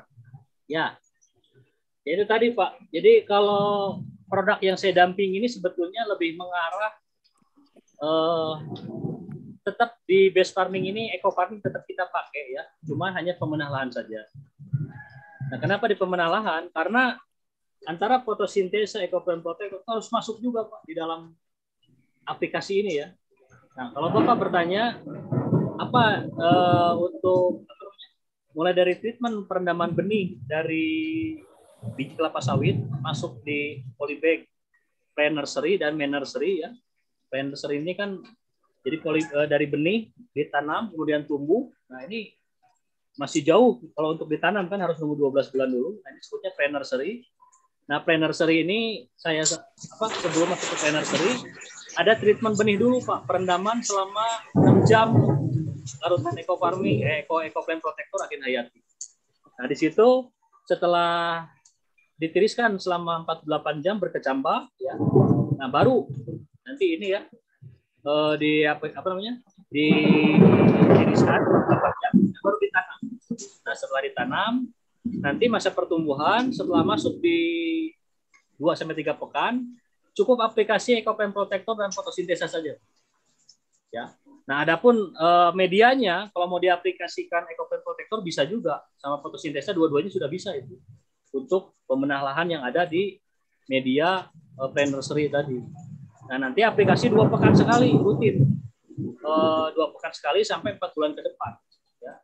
Nah, nanti untuk memacu pertumbuhan dari 4 bulan ke sana bisa dibantu dengan PSR ya, Pilosolis ya, cukup 1 sendok teh kecil saja per polybag atau setengah sendok teh saja itu udah cukup, Pak. Karena ini kandungan dari PSR ini sudah cukup ya, apalagi apalagi tanaman di pembibitan, ya, nggak usah banyak-banyak. Nah, paling begitu Pak yang saya sarankan.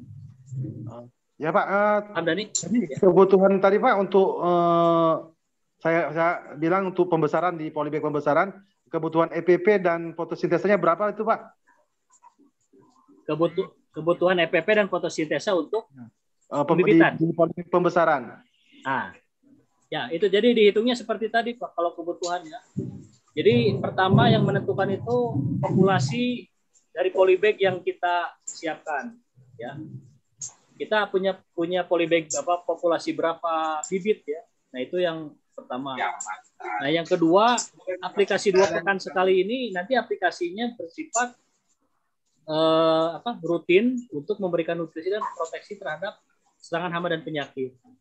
Nah, makanya saya balik bertanya ke Bapak, ini ada berapa polybag Pak? Berapa ribu polybag dulu? Rencana karena dia mau tes dulu ini Pak hanya untuk 1.000 dulu, sebetulnya ini ada 100.000 untuk rencana pembibitan itu, tapi dia mau tes 1.000 dulu katanya. Oh, 1.000, berarti 1.000 ini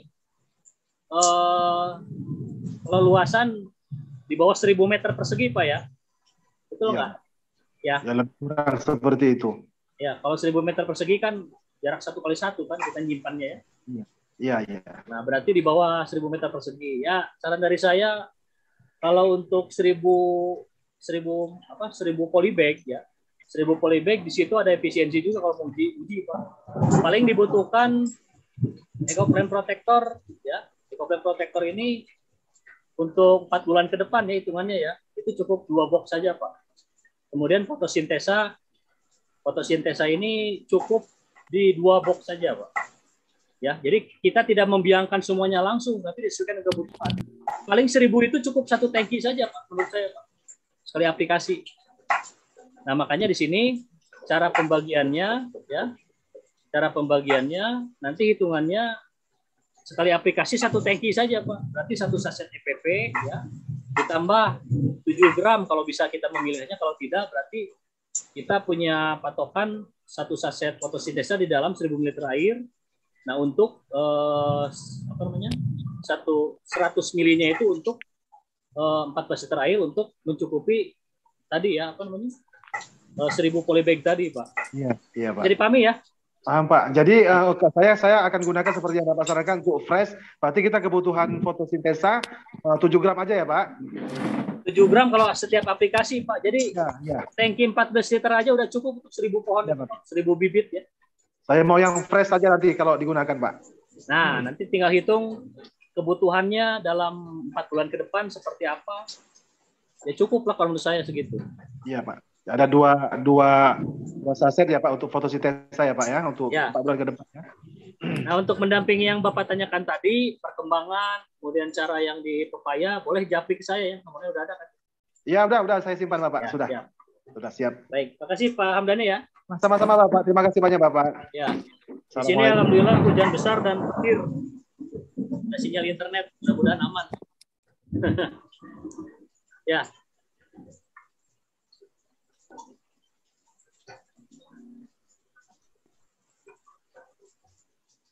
Ini ada yang bertanya dulu. Ya. Orang saya ditanam Desember 2020, sekarang tumbuh katak, tiap tanaman ada 4-5 katak. Katak itu biji yang ada di batang ya, batang dan daun itu. Kemudian ada 4-5 katak. Kalau aplikasi EF dan EPP tiap berapa hari masing-masingnya Pak. Nah, di grup yang saya edukasi ya, di grup yang saya edukasi ini, aplikasi EPP ini, aplikasi eco-farming ini saya sarankan hanya di media tanam saja. Jadi aplikasi ke daun, kemudian ke tanaman ya, bagian besar, itu EPP dan fotosintesa. Nah, kalaupun para mitra ingin mengaplikasikan ke daun, nah itu silakan konsultasikan dengan konsultan eco-farming, Pak. Jadi saya di sini sudah tidak ada wewenang lagi untuk menyampaikan itu ya, terutama penggunaan eco-farming pada daun. Karena di sini kan kita mengkombin semua dengan produksi pertanian. Ya, jadi paham ya. Untuk tanaman coklat yang banyak busuk, kering, gimana solusinya? Nah itu tanaman coklat ini, kalau kelembaban tinggi itu masalah biasanya di jamur di sekitar batang, ya. Kemudian buahnya hitam. Itu kita harus punya nutrisi yang memang diaplikasikan butuh. Cukup EPP dan fotosintesa saja diaplikasikan. EPP pemahamannya, fotosintesa sebagai asam amino untuk recovery sel tanaman yang rusak. Makanya ini bisa diaplikasikan ya. Baik, satu lagi yang videonya on, boleh? Pak Harya ya. Silakan Pak Harya. Baik, Assalamualaikum Pak Wawan. Ya, waalaikumsalam. Silakan. Alhamdulillah. Pak, mau tanya ini terkait aplikasi, ini kan ada mitra yang di Banjarbaru Pak ya. Nah ini rencana kan mau kombinasi sama EPP, cuma kebetulan ini belum punya EPP Pak. Jadi punyanya itu fotosintesa aja sama slow release. Nah, rencana itu untuk tanaman ini Pak, tumpang sari itu sawi, kangkung, terus kemudian ada tomat, kemudian ada lagi itu bawang pre Pak. Itu gimana Pak kalau kita ngikuti SOP-nya yang dari fotosintesa ini Pak? Apa bagaimana? 1,5 hektar Pak ini luasannya. Cuma ada berbagai macam komoditas di situ. Betul, betul sekali. Ya, secara prinsip untuk berbagai komoditas itu dosis tanaman pangan, palawija dan kopi itu sama-sama saja. Baik. Jadi kalau di SOP-nya Paraden itu saya tampilkan dulu ya slide-nya ya. Baik, baik. Bentar.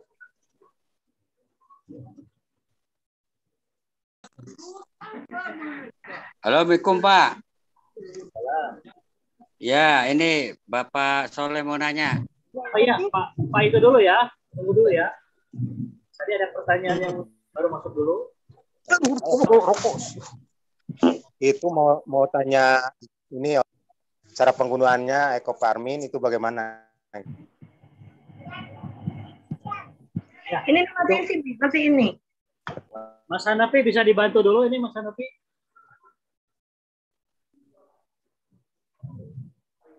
Ya, jadi pertanyaan Bapak tadi ya, kalau kita memiliki tanaman berbagai macam komoditas ya, cara aplikasi fotosintesanya bagaimana?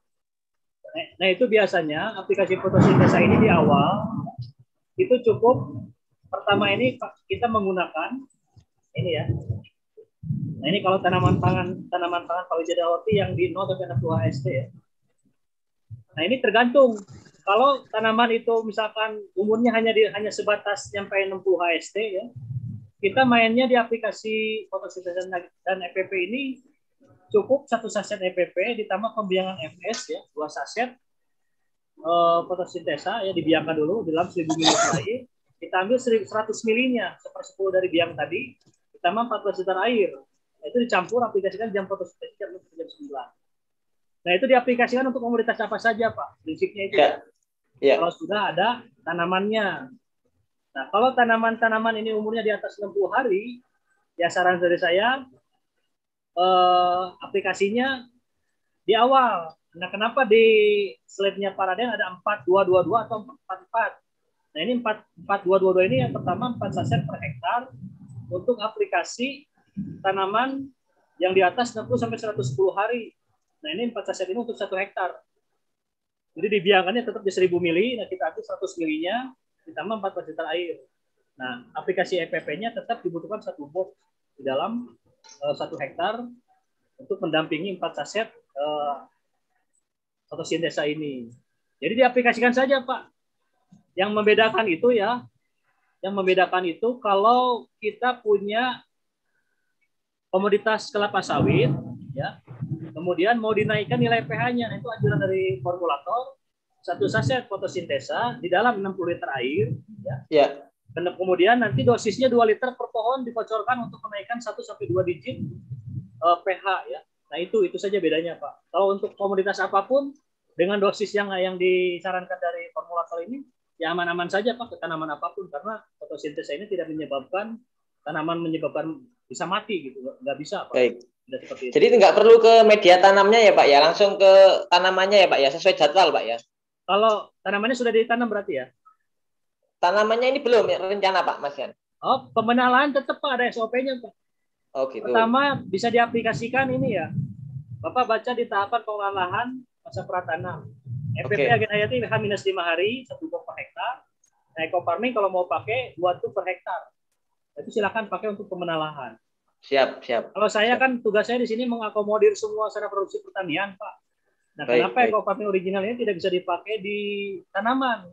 Karena dari produsen punya SOP tersendiri, Pak. Gitu ya. Siap.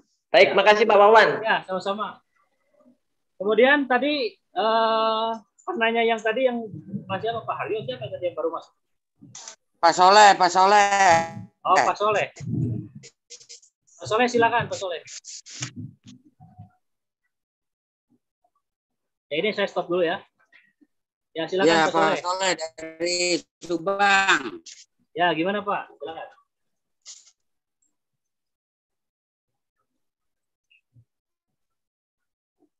Halo, Pak.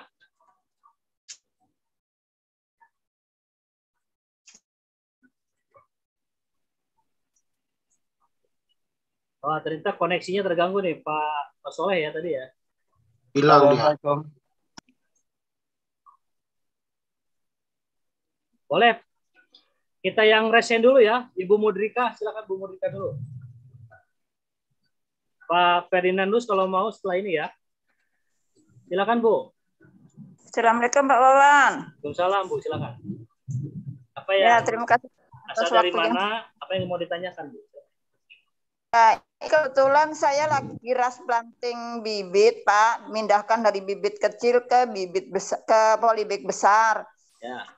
Jumlahnya 15.000 gitu. Terus kalau saya lihat dari media topsoil memang kurang sedikit bagus gitu. Kalau saya harus aplikasi untuk saya kombinasi antara eco farming, EPP gitu, bagaimana Pak caranya? Berapa hari sekali? Oh. Untuk tanaman apa Bu? Bibit apa? Sama bibit. Baru pindah dari bibit kecil. Ya, kurang jelas Bu. Bibit apa Bu? Bibit sawit yang baru saya pindahkan dari polybag kecil ke polybag besar Pak, baru transplanting. Oh, transplanting. Berarti umur berapa? 4 bulan udah ada? Belum umur 5 bulan. Belum 5 bulan? Umur 5 bulan, ya 5 baru bulan, pindah dari polybag besar. Ya. Pre-nursery ke main nursery Bu ya? Ya, ya betul. Secara prinsip gini Bu, kalau Ibu mau mengaplikasikan ke media tadi ya, pertama Ibu punya tumpukan media dengan formulasi yang Ibu punya ya, apakah tanah topsoilnya dua bagian atau ada di situ ada arang sekamnya, ada pupuk kanangnya, itu silakan Ibu yang punya formulasi itu ya. Cuman saya di sini menyampaikan, nah itu media yang Ibu yang sudah siapkan tadi, aplikasikan dulu EcoPlant Protector Bu, supaya terhindar dari Ganoderma, kemudian cendawan-cendawan yang bisa menyebabkan busuk akar ya. Nah itu sampai di apa namanya dicampur gitu ya semua ya. Ya. Nah, adapun kalau mau pakai eco farming silakan saja Bu. Ibu silakan pakai eco farming dilarutkan sesuai dengan kebutuhan yang ada pada media yang Ibu tadi. Nah ini biasanya dihitung dulu Bu. Kalau polybag itu ukuran untuk main nursery ini berapa liter? Nah, berarti dibutuhkan berapa volume medianya, ya, berapa ton misalkan. Nah, itu nanti ada hitung-hitungannya Bu, dosisnya, supaya ada efektivitas juga dan efisien juga. Gitu. Nah, itu ya, prinsipnya Pak. Aplikasi EPP dan fotosintesa dengan eco farming itu dipisahkan Bu. Ada sesi 2 hari dulu. Ya, paling cepat 1 hari lah. Yang penting jangan bersamaan ya. Itu dari formulator Agen Hayati menyampaikan seperti itu. Oke, ya. Oke Pak, terima kasih Pak. Ya, nanti ketika Ibu ingin mempercepat proses pertumbuhan supaya cepat ditanam biasanya di 12 bulan ya, di transplanting ke lapang, grounding. Nah itu setelah dipindahkan di transplanting di polybag besar, Ibu bisa aplikasi 2 pekan sekali EPP dan fotosintesa. Oh, EPP dan fotosintesa saja ya Pak. Semprot ke daun aja. Karena penyakit di palma itu ada kutu-kutu yang menempel seperti di kurma itu. Kemudian bercak-bercak cendawan patogen yang menyebabkan nekrosis dan menyebar, akhirnya daun bisa mengering semua. Makanya ini bisa diaplikasikan seperti itu. Ini semacam ada, ini loh Pak, ada binatang yang mengkilat itu membuat daun bolong-bolong Pak. Oh ya, kumbang Bu ya? Bukan kumbang sih Pak, apa ya Pak, itu yang kayak apa ya, kayak kepik kalau orang Jawa bilang itu, tapi kecil-kecil. Tapi mengkilap? Iya, mengkilat. Keras nggak?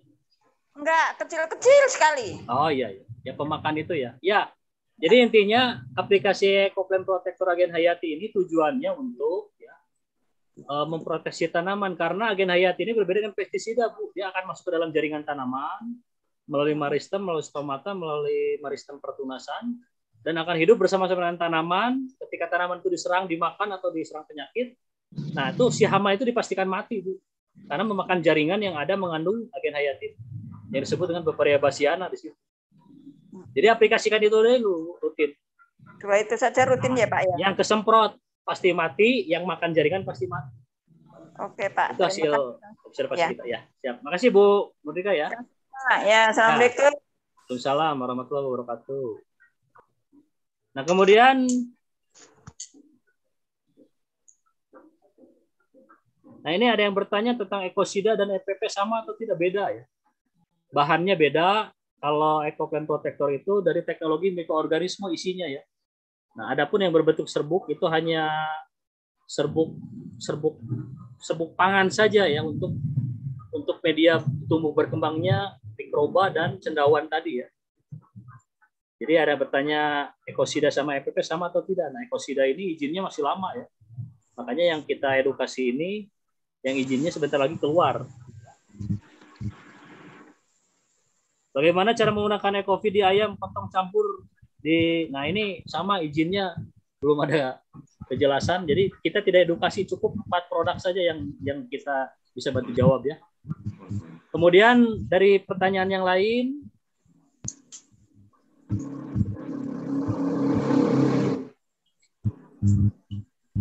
nah ini yang ingin bertanya yang menggunakan sanad Oxyplan Eco Farming original ya untuk komoditas kakao. Nah ini nanti bisa ngikutin Zoom meeting di jam 15 setelah Zoom meeting ini ya. Jadi karena permintaannya yang ditanyakannya Eco Farming. Kalau Eco Farming nanti ada konsultan yang memang ditunjuk oleh produsen langsung ya. Nah kalau ada yang bertanya tentang aplikasi EPP, fotosintesis dan solis, nah itu bagian ke saya ya. Baik, kita buka lagi. Yang resen ya, yang tidak resen berarti tidak akan saya buka ininya ya, terutama yang masih online. Saya masih online. Ya, yang apa namanya? Videonya yang masih on.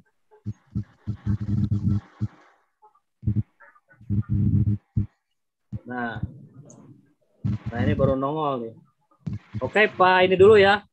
Karena Pak Hasan dari tadi ini videonya belum di on kan. Coba Pak Baharudin dulu nih. Beliau sudah angkat tangan. Dulu, Pak. Ya, nanti setelah ini Pak Hasan.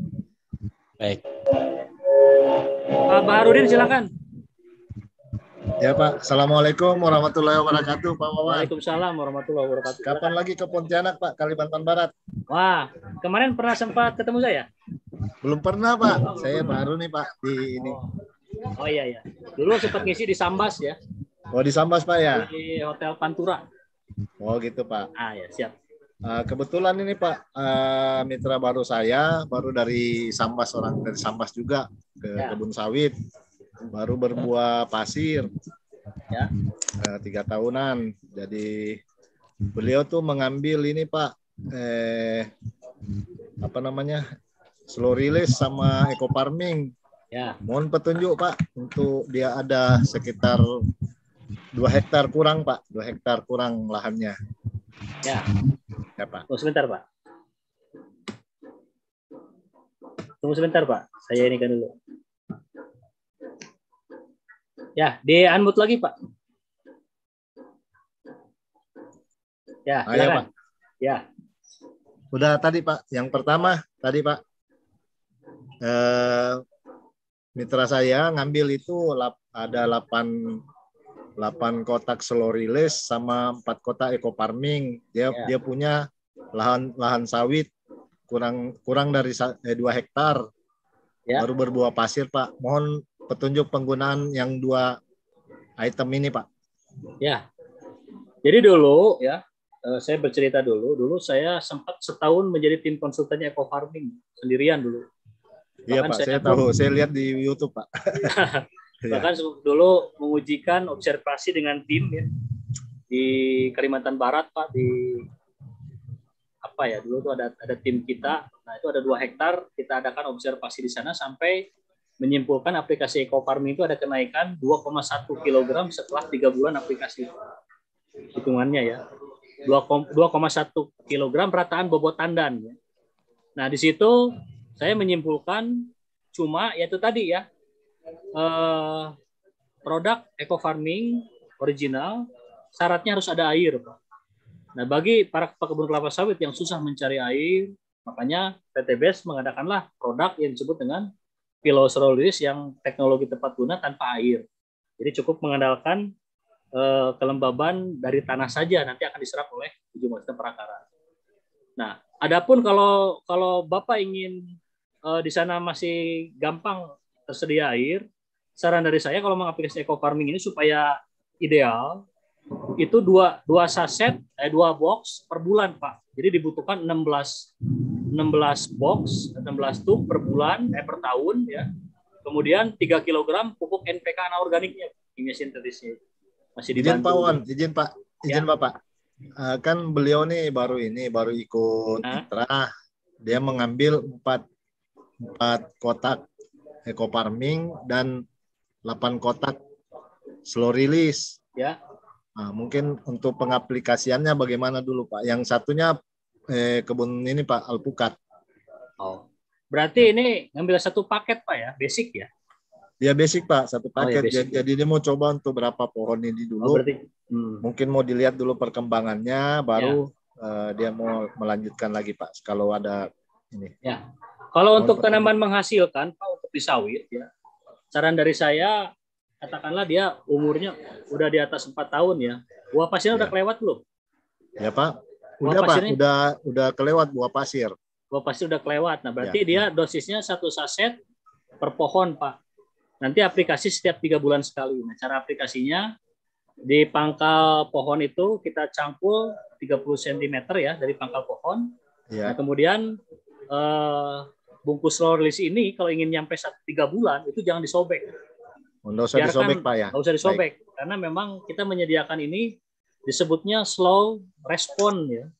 Jadi respon lambat gitu. Kalau disobek, dibuka, itu memang responnya bagus, cepat. Cuman cepat habisnya juga, Pak. Nah, gitu ya. Jadi fast release disebutnya.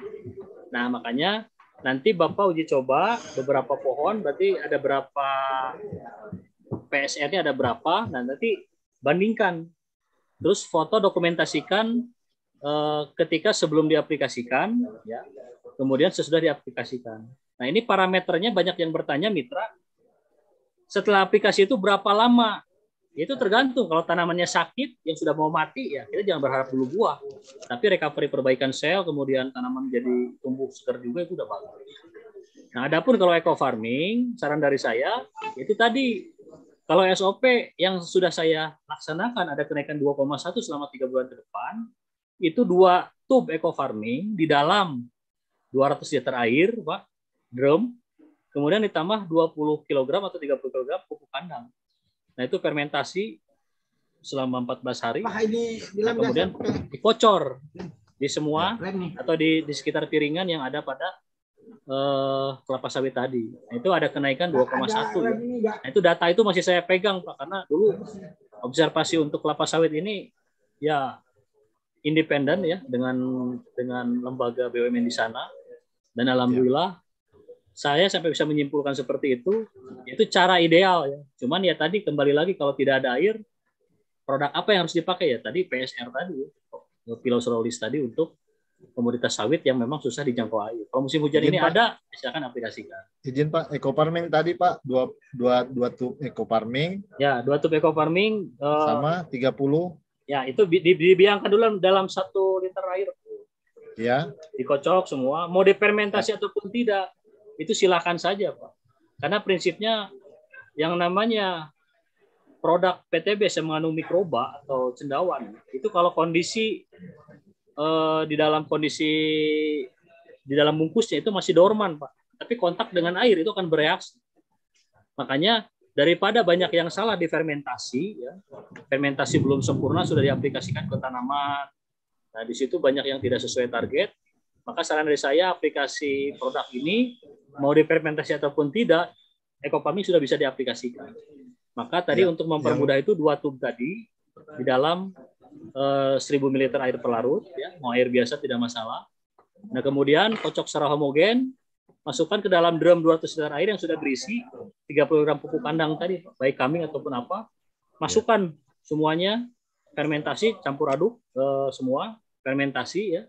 Nah, setelah difermentasi nanti di hari ke-13-14 baru bisa diaplikasikan untuk 1 hektar tanaman. Ya, 1 liter aja Pak per pohon. Oh iya, jadi yang digunakan ekofarming dulu Pak atau slow release dulu? Ini dua produk yang tidak bisa disatukan, Pak. Oh gitu, Pak. Ya, satu-satu aja. Oh, jadi Bapak aja, nanti Pak. demplot, ini ekofarmingnya, ini slow release-nya. Nanti Bapak bisa simpulkan. Masing-masing lahan gitu. Betul. Karena dari lahan. produsen ekofarming itu tidak bisa mengcombine semua ekofarming original dengan produk lain. Makanya saya pisahkan di sini, tidak bisa. Oh, baik Pak. Makasih Begitu Pak. pula Terus alpukat, Pak, yang alpukat juga gitu Pak ya? Nah, sama. Sama ya Pak. Ya. Alpukatnya ini ada 200 pohon Pak. Ya. Jadi dia ngambil. Udah berbuah?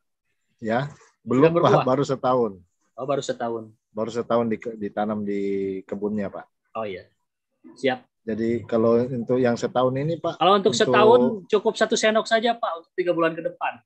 Jadi Bapak gali. Untuk slow release-nya aja. Slow release-nya aja. Gali, masukkan kalau 1 sendok. Kalau ekofarmingnya nggak usah. Ya itu tadi kalau ekofarming, kalau mau aplikasi itu berbeda Pak. Gitu. Jangan dicampur dengan produk yang berbeda ini. Yang lain. Oh gitu ya. Pak. Nggak boleh dicampur Pak ya. Nggak boleh karena permintaan dari produsen. Gitu. Makanya saya di sini mengakomodirnya lumayan juga nih daripada pusing. Nah makanya ikuti aja Zoom meeting nanti malam jam 15 setelah ini ya. Sudah waktunya Zoom meeting untuk ekofarming ya. Baik, itu saja Pak. Ya Pak, makasih cukup, Pak ya? Wawan. Ya sama-sama. Assalamualaikum warahmatullahi wabarakatuh. Baik Bapak dan Ibu, sudah waktunya di penghujung acara ya, karena memang nanti ada yang live streaming juga dari Best Corporation ini untuk komunitas ekofarming original ya. Mungkin itu saja yang bisa saya sampaikan ya. Bagi yang belum bertanya, yang belum terjawab, kemudian tadi Pak siapa? Mohon maaf ya, karena ini sudah jam 15 lebih ya. Sudah waktunya dari ekofarming original mengadakan Zoom meeting dan live streaming di YouTube. Ya Pak, saya izin keluar Pak. Ya silakan. Mudah-mudahan ilmu ini bisa bermanfaat ya. Mohon maaf atas segala kekurangan. Saya sempurnakan dengan doa kafaratul majelis. Subhanakallahumma wa bihamdika. Demikian haza wal hurana wa yafaduna walhamdulillah. Assalamualaikum warahmatullahi wabarakatuh. Waalaikumsalam. Saya pamit dulu. Ketemu dengan Zoom meeting berikutnya.